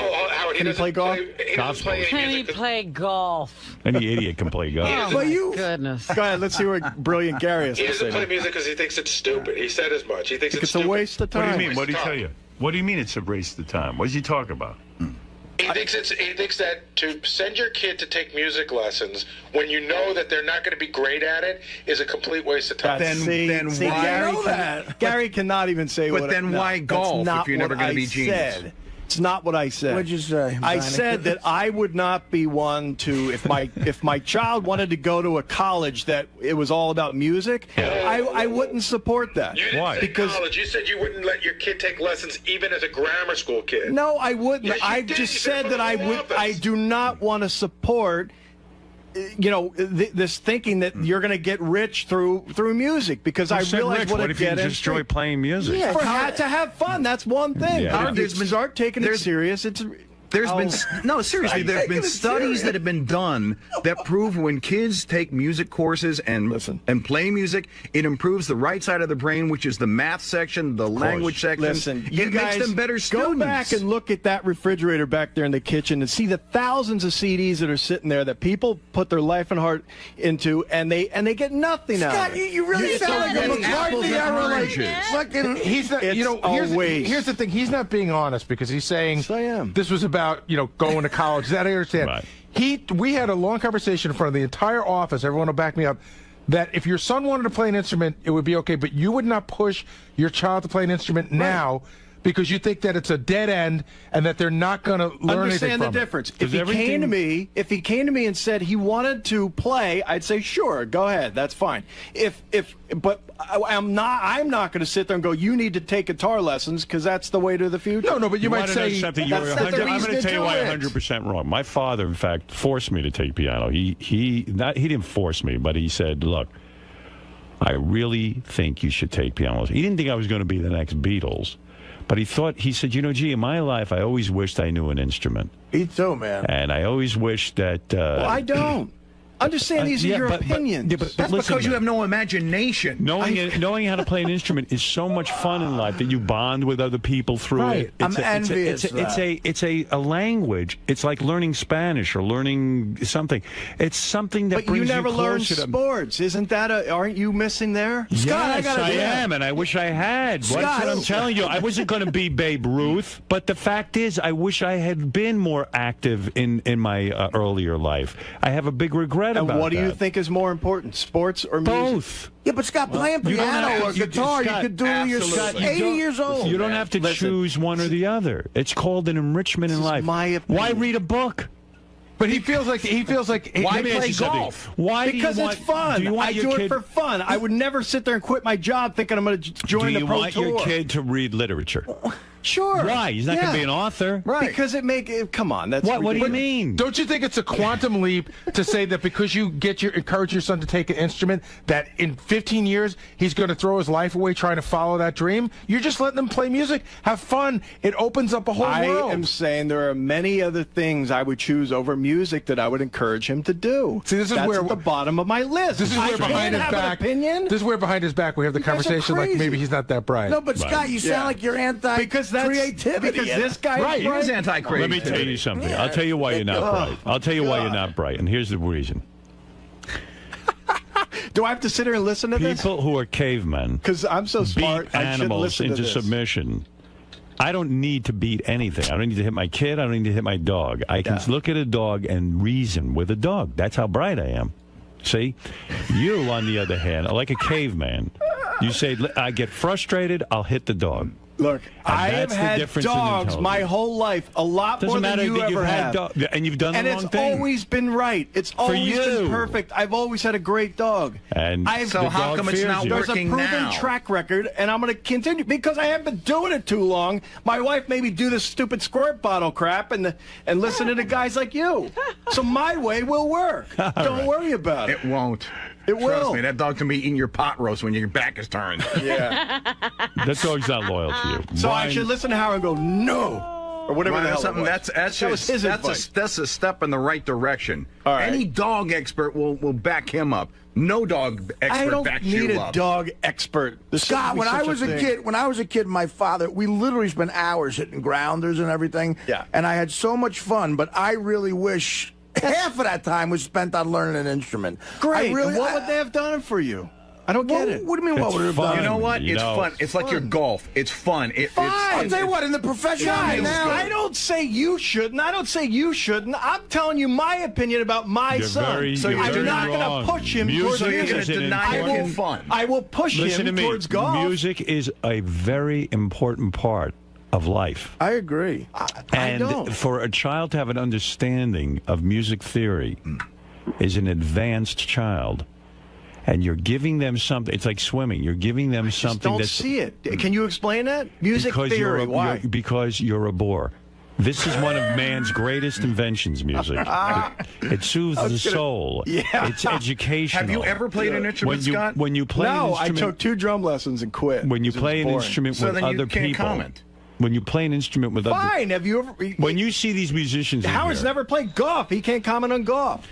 When you see but that's something I should learn about. There's a lot of things to learn about. You got to prioritize. Yeah. And your priorities are out of order. Oh, according to you, golf is not more Mr. important Expert, than music. You're going to list my priorities? Yeah. It's crazy. No, because you're not advanced. You're a very, very simple human being. You teach your son to be closed-minded in that area. That's horrible. Yeah, you realize how wrong you are. These are opinions of yours. No, I don't realize how wrong I am. I'm trying to help you now. Because you're not as advanced as I am. I'm very, very bright. I'm considered a genius in a lot of areas. So why would you assume you know what you're doing? Against you Why would you assume you know more than I do? Why would you assume you know more than I do? Because I'm a genius. Well, I am the genius too. No, you're not. You've not excelled in anything. Okay, Howard. You haven't. So I have. You've excelled in one area. I agree. You've excelled in radio. Well, how many areas have you excelled? How many areas have you excelled in? Oh man, I don't know. So don't belittle my genius. So assume that you're at the feet of a master now. You're a genius. And you're learning from in me. radio. No, I'm a genius. Not life. They don't just say you're just a genius in radio. I'm a genius.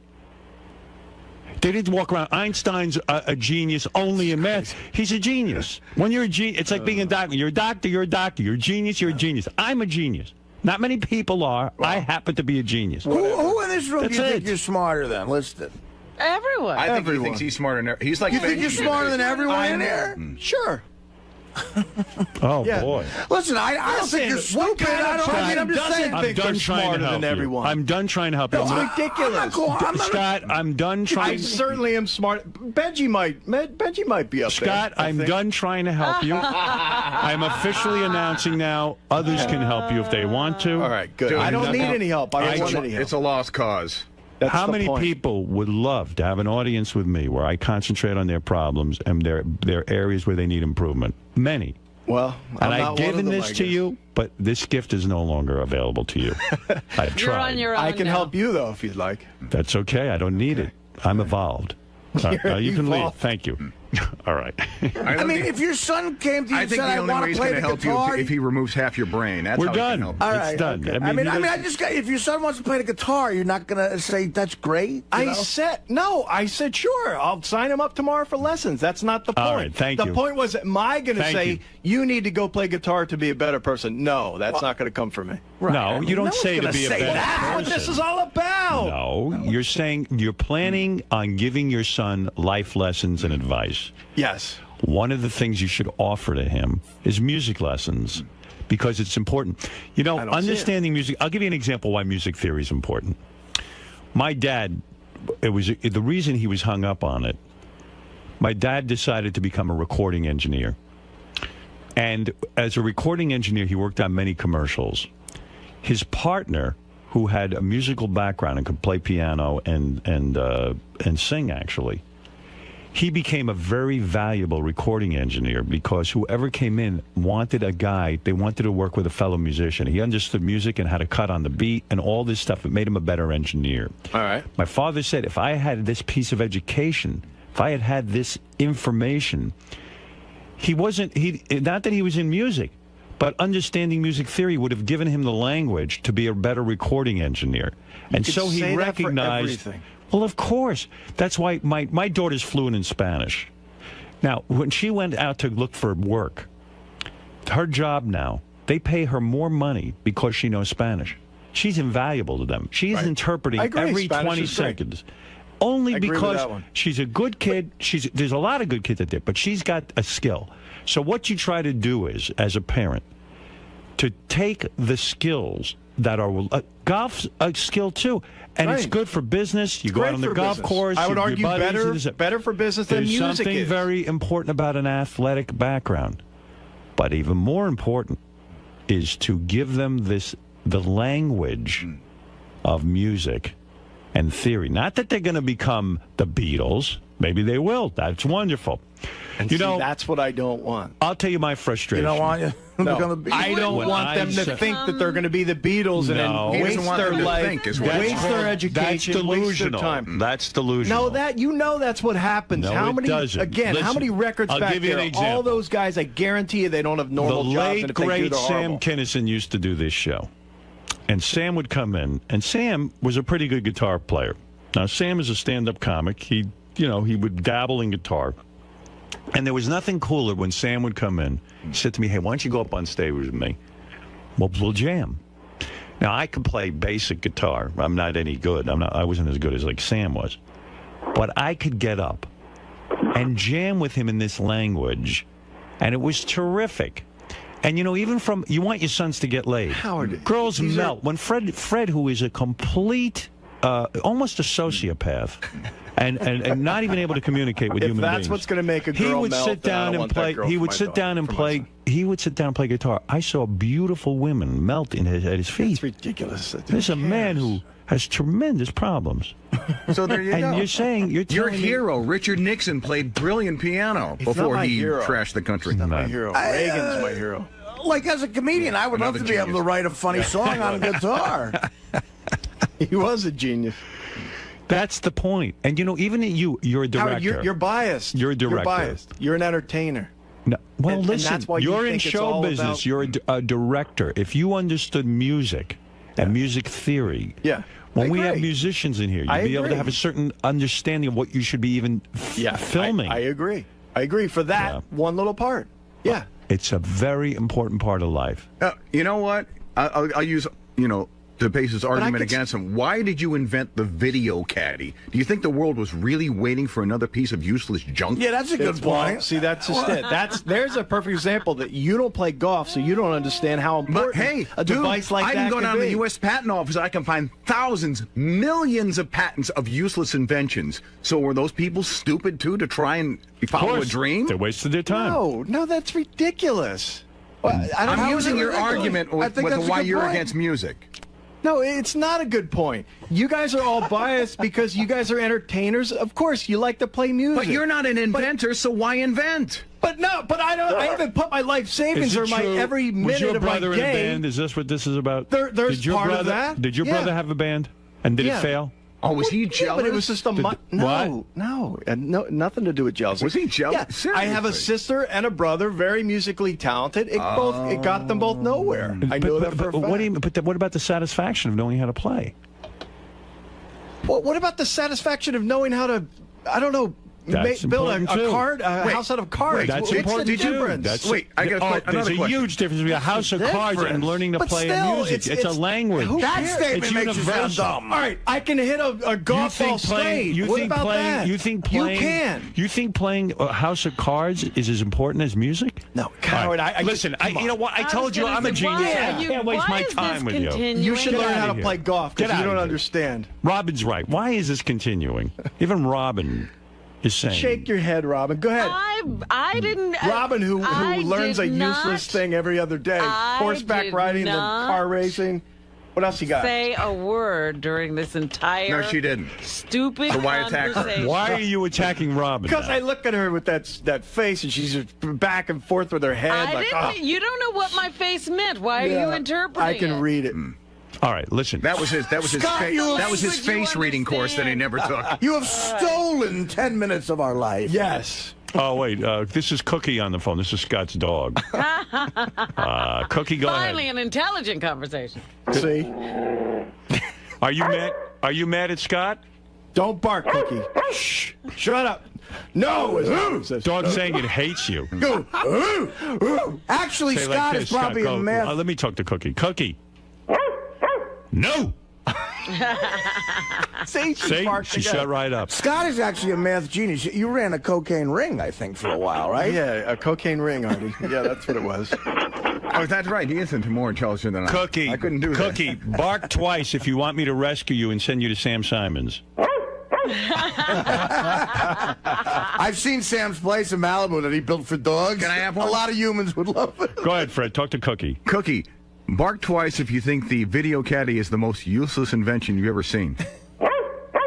Cookie, bark twice if you think a career in music is horrible. That dog hates you. I told you the dog was smart. Cookie, are you embarrassed that your name is Cookie? Bark twice if you are. Yes. Wouldn't you like a more masculine name? Bark twice if you say yes. Yeah. My son named her. Hey, Cookie, when I say the name Scott, what do you think? Hey, all right. All I can say is thank God Scott wasn't Sebastian Bach's father. Hey, Cookie, bark twice if you want me to hit Scott with a newspaper every time he does something wrong. All right. Very good, Cookie. Thank you. I'll see you later. That's Cookie the dog. All right. We'll be back right after these words. Thank you, Scott. Yeah. To be the one going, hey, you have to take this music class. That's all I'm saying. If he says, Dad, I want to take a music class, Dad, I want to learn guitar, I said, great. Where do we sign you up? Let's go figure it out. And I would do that. What if you wanted to play the flute? What if he came to you and said, Dad, I want to play the flute? That would be something you're... I'm just asking a question. That's what brass instrument they offer usually in 3rd or 4th grade. It's fine. Okay. It's just fine. a second. Yeah. Okay. That's not so bad. It's all my point is if my son says, I want to go to college to learn music, I'm going to say, you know what? You're going to have to find out how to pay for that one yourself. I only met her 15 Thank you. years ago. But you'll pay for college if he wants to go for, say, politics or Absolutely. history. Any of the business, history, no, that's another no-no. What else is useless? English, probably not, because the only thing you're going to get there is probably English maybe, but most of English jobs, I guess you would end up being like a teacher or something. Generic art, liberal arts degree?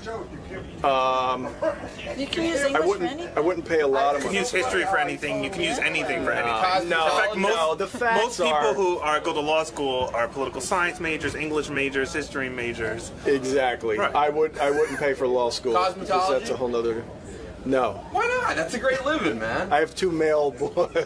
So you don't let them if they wanted to be, if they were like, hey, Dad, I love hair, I love the art of hairdressing. No. That's what I want to pursue. No thanks. Art major. They could. I'm sure that degree probably Podiatry? Is that okay? Podiatry? Sure. Art major. Art major? No. Why Cases would you major. learn something that you're not going to use at your job? This is what my mother said. She goes, "What are you going to do? Go work at a history firm? What are you going to do when you get out of college? You going to go get a big job at the history?" Let me tell you something. There are some jobs with history, but not many. No, but you're thinking too. See, this is you thinking too literally. You don't necessarily take your history degree and go become a curator at a museum.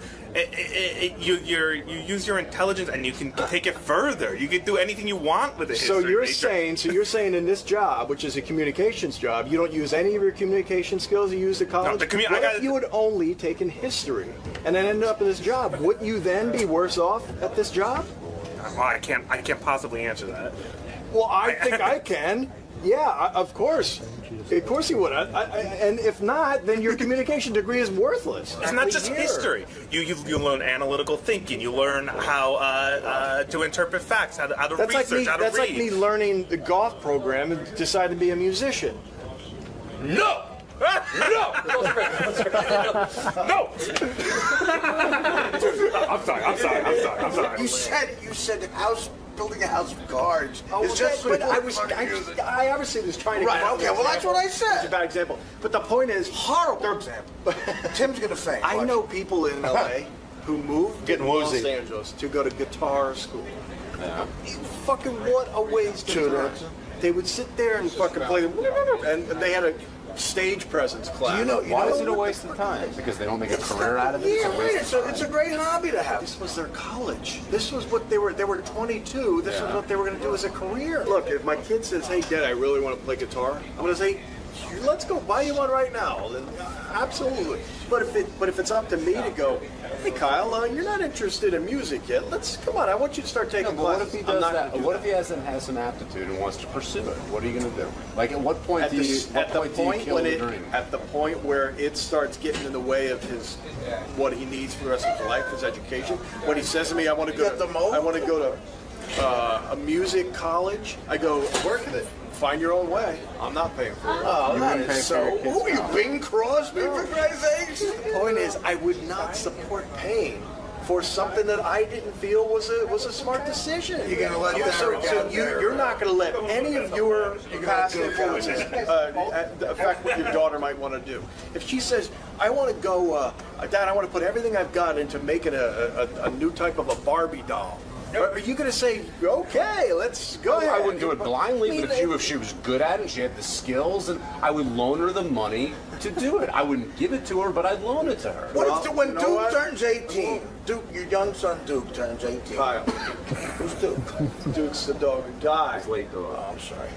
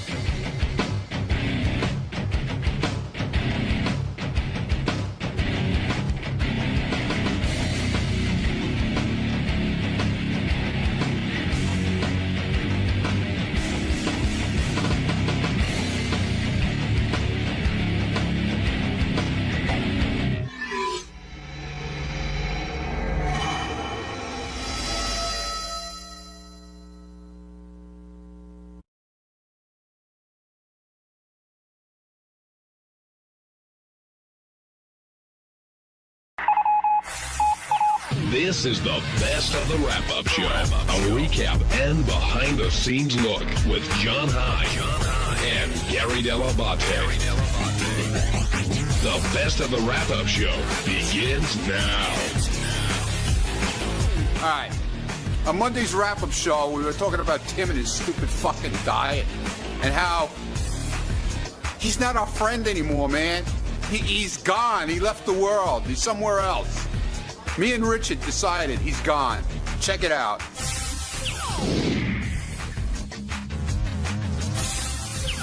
Do you think Gary was out of place asking you what your first meal is going to be? No, not at all. Because honestly, when he said that to me, I knew what he was saying, but I just couldn't figure out what I was going to eat. I really haven't given it much thought. And that was more surprising to me than anything. Like, I would think at the end of this time, you go, okay, I can eat my first meal. Like, I know I'd be thinking, not like I'm going to have a steak, but I'll be, okay, these are the parameters I've been given. I am dreaming of a salad with tomatoes and avocado. Yeah, most people would be down at Del Frisco's, having a steak and, whatever. But it didn't really even dawn on me until you said that. I'm like, oh, yeah, I can do that now. But it's like, now, is it going to go right through you, whatever you eat? Like, are you going to need to be near a toilet? Are you going to be shitting actual lettuce leaves? I don't know. You might ought to just eat while you're on the toilet. Yeah, let's go. We're Sharon Osbourne. Let's get something really going here. Russell in Jersey, you're on the wrap-up show. Yeah, hey guys, how are you? I just wanted to say, what do you guys think about Robin and this attitude about yelling at Gary? I mean, if anyone has a personality change on this starvation diet, it's Robin. I mean, wasn't that sort of bitchish? I mean, I'm all against harping on Gary at times, no offense there, but I think it was a little excessive. It's human nature. The guy hasn't eaten for 21 freaking days. What are you going to have? See, again, Robin gets mad at me when I voice this opinion, but I think that if Tim succeeds, it validates Robin. If Tim fails, even though I think Robin went to Tim to try to do a good thing. I don't think Robin's like trying to recruit him into some goofy thing. I think she really wanted to help you. But if you fail, it does look bad for her. Well, the thing is that I would talk to him because I was so amazed at Robin's weight loss. I was like, how did you do it? Because I've tried a bunch of other things and it really didn't work over the last year. And I'd lose a pound or two or whatever. And I went to the gym 3-4 times a week and all this kind of thing. And are you going to the gym now? I will start today. So you haven't been going during the fast? No, I didn't. Why? Because you just don't think there's I tried a couple of times and I got real, because I push it. I try to really crank it out. And how much have you lost in the 21 days? Almost 28 pounds. Good for you, man. So thank you. That's great. So, but anyway, the thing was, I kept asking Robin about it, and she came up to me before she was going to start her fast, and she says, "Do you want to do it with me?" I'm like, I absolutely. I was to the point where I would have tried sniffing glue if that would have worked. I didn't care. But so I got onto it and learned about it and the process and literally 2-3 days into it, I just felt so good that I didn't want to stop because I recognized just how bad I felt a couple of days prior. See, the other thing, Tim, that gets people a little weirded out, which I don't even know if you realize you're doing this. When we let you start talking about it, you do start to sound like an infomercial because I think you're so excited about it. But that's where it gets into the weird thing. You feel good, I tell you, I just feel good because I couldn't bend over. My clothes didn't fit. I felt like a schlub, and I just enough was enough. It's like you get to a point in your life where you say, you know what?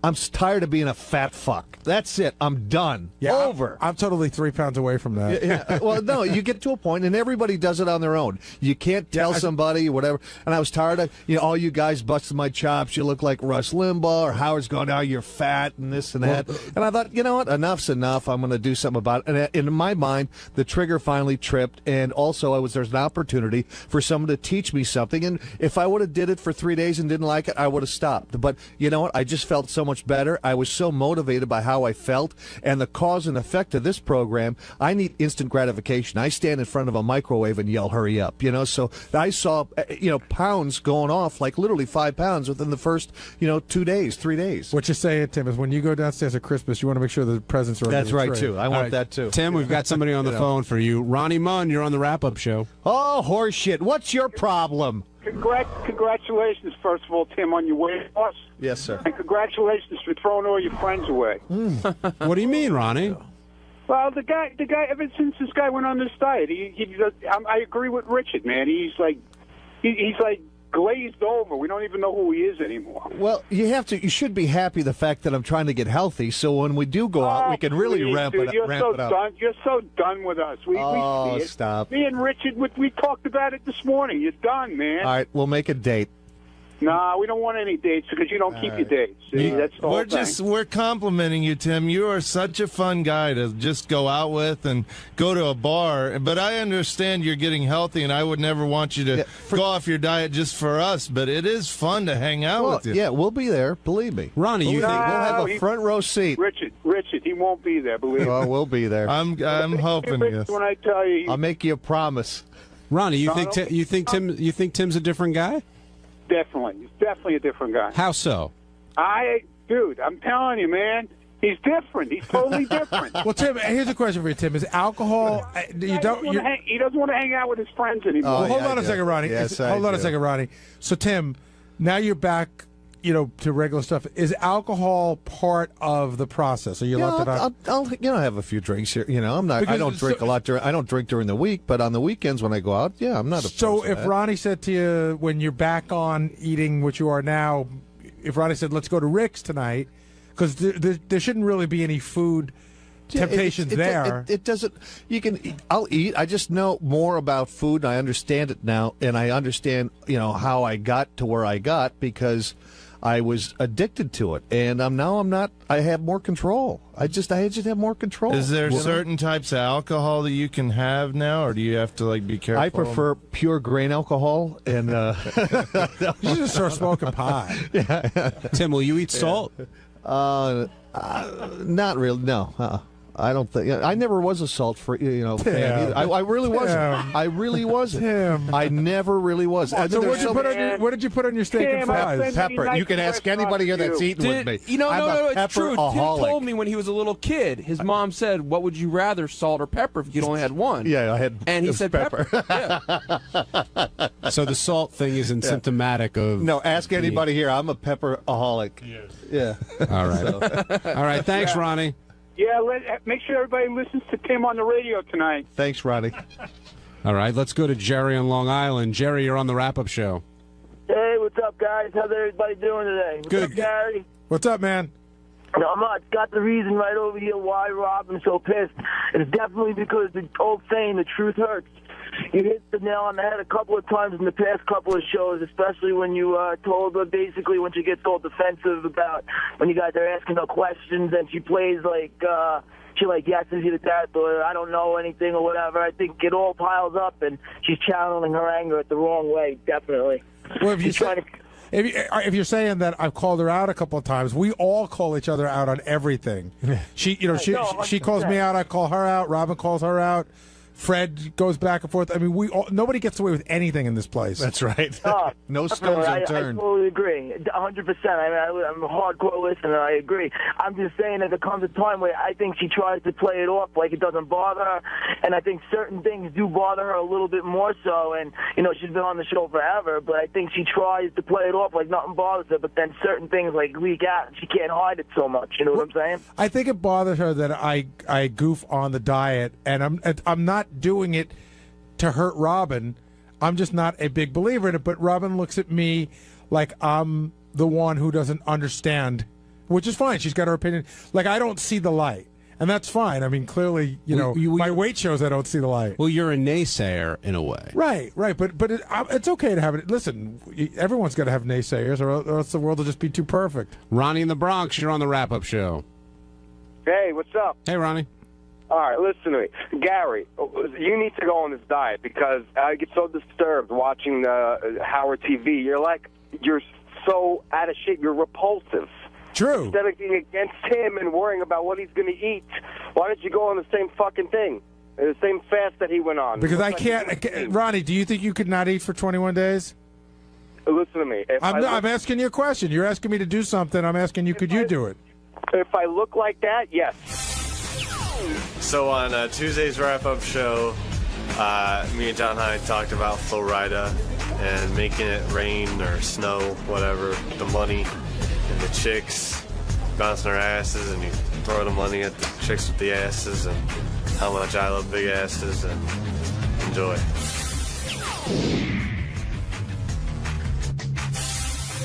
Flo Rida came back in with $4 million. And JD, what was it like seeing them again? And did you expect to be called into the studio? Because when women with large rear ends are in there, that's usually your Was my forte? Yes, that is your area of expertise. Oh, well, I don't know about expertise. It's a liking. Did I expect to be called in? I don't know. Not really. I'm out there. If it happens, it happens. If it doesn't, it doesn't. You know. Were you disappointed that you weren't in there while it was snowing in the studio? No. I mean, I don't want to. I don't want to mess up things. So if me staying out of things doesn't mess it up, that's fine with me. Now, who do you think was having the best time when all that was going on? I actually didn't see a lot of it, but from what I heard, it sounded like Benjy was having a good old time taking his own clothes off. Yeah, Benji's pants ended up off at the end of that segment. Yeah, I think they ended up off in the hallway too after. And also, I know Jason was supposed to be taking pictures, but he seemed to be tossing a lot of bills in the air. Hey, you gotta get into the action somehow. But I always look forward to Flo Rida on the schedule now, because now he's just gonna bring chicks with big asses that'll shake them. Did you get to talk to him in the hallways at all afterwards? No. No? No. Didn't make a move? No. All right. No, but I might have to move into Sue's Rendezvous or something. Now, what do you think of the #1 song in the country right now? It's okay. It's not. It's a little.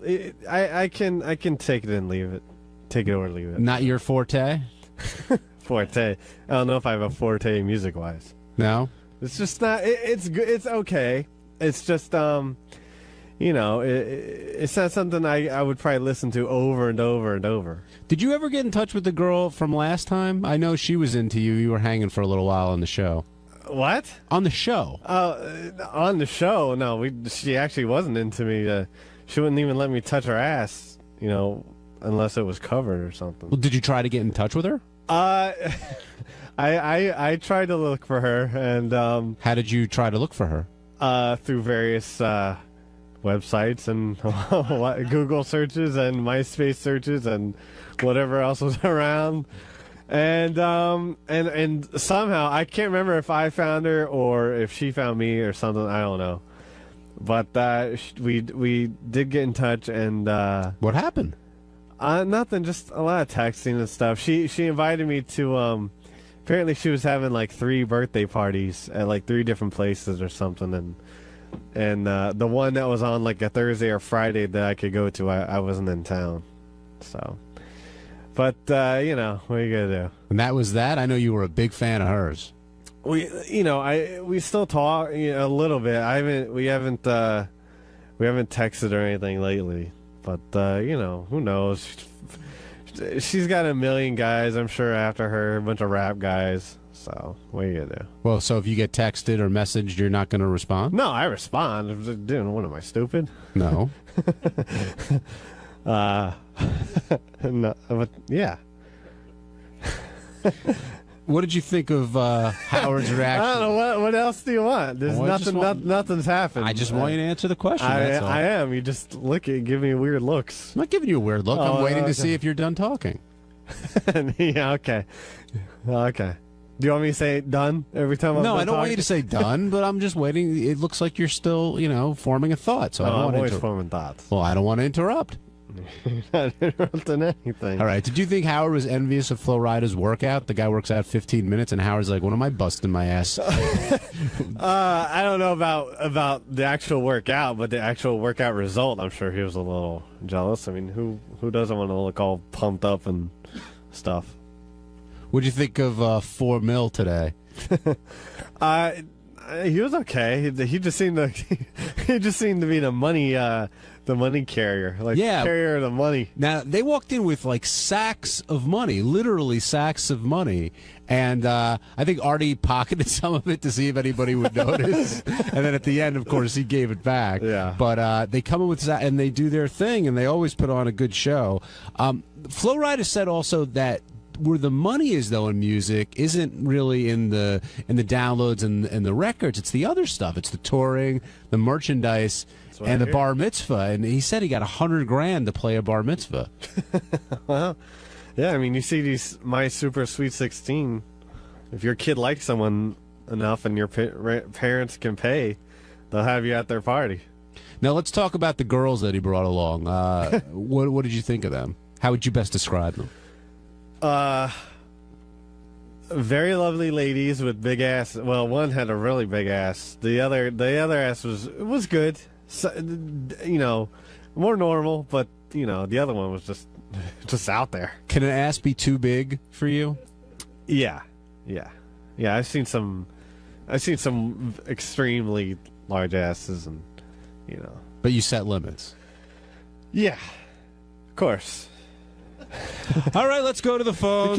You can't have too much of a. Well, you can have too much of a good thing.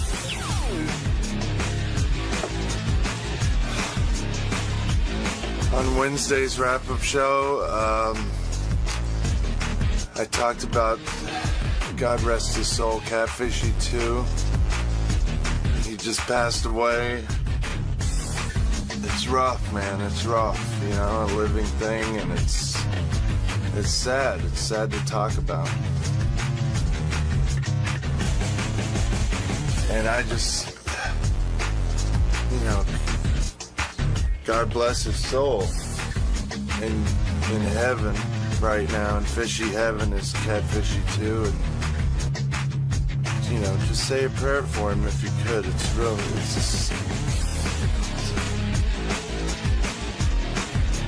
a sad thing, man. I don't want to make light of this. I don't want to make a joke out of it. I just don't.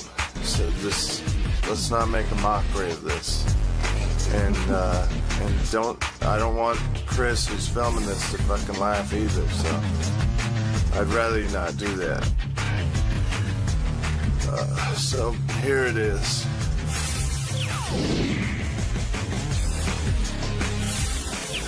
Hey, can I ask Richard, can we talk about the sad thing that happened to you this morning? Oh, the family emergency? Yeah. Yeah. Richard told me something, and I'm telling you. Really? What happened? Was bordering on tears when he told me. One of our little pet catfish died this morning. We have an aquarium, like a 5-gallon aquarium, and we have 5 fish. We have 3 tetras and 2 catfishies.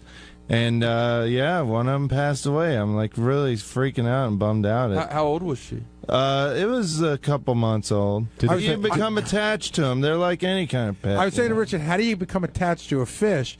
I said, do you pet your fish? And Richard said he does. How do you do that? Yeah, whenever we clean their tank, I mean, they're so cute. I can't help but touch them and pet them and stuff.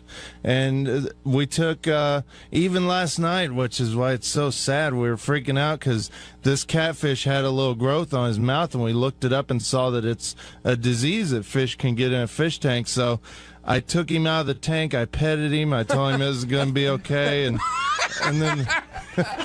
then I took this. There was this. You killed your catfish, man. No, I didn't. No, I did it to take this mold stuff that was on his mouth off so he could breathe, and then he was able to breathe. Did you show him the picture of the roof of your house and stuff? How often do you pet the fish? Not very often, and I'm real careful about it because I know it's probably you're not supposed to do that, but maybe once a month. But we take, you wouldn't believe these. It's like $5 or $6 worth of fish total. They're about $1 a piece, but we treat them like gold. They're our babies. You know that those $5 fish, those dollar fish, they never live long. Like, you're setting yourself up for disaster. No, I've had talks with people around here. Doug Goodstein had a goldfish that lived for 10 years. Wow. Do you feel you're connecting with the fish and you're giving him joy when you pet him?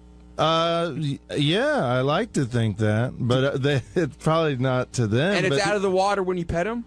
Yeah, well, it's only when I'm transferring them from their tank to their temporary tank to clean it. So you comfort them, you stroke them. Yeah, I tell them it's going to be okay and stuff. Did you name the fish? Yeah. What are their names? Pinky, Blue, Purple, 𝗦𝗵cie, and 𝗦𝗵cie𝘄. And did 𝗦𝗵cie or 𝗦𝗵cie𝘄 pass on? 𝗦𝗵cie𝘄 passed on today. Oh, so 𝗦𝗵cie lives on. Yeah, but the other 𝗦𝗵cie is so lonely because... Well, will there be a 𝗦𝗵cie 3? How do you know? How do you know 𝗦𝗵cie's lonely? Oh, it's crying when it's in his hand. It just swims back and forth all day. It just sits on the bottom of the tank now, and they say, you know, I become really good friends with the guy at the pet store because I ask him all questions and go in there all the time buying medicine and stuff. Oh, he sees you come and he sees dollar signs. Believe me, I'm sure he's your good friend. But he told me that these catfish, they love having another catfish there, and it was the cutest thing. They used to, I would wake up at 4 in the morning and go in there, and they're like laying on top of each other. It was so sweet. So it's sad for the other catfish too, and I'm really bummed. And it's going to be hard to find another one this one cleaned the tank so good, and he was always eating and real cute, and he was kind of chubby. And you can train a new one. Have you had the burial yet? Yeah, that was I was going to ask. Are you doing anything? Are you going to just flush it, or are you going to do anything special? I didn't have time to take him out of the tank, God rest his soul, this morning.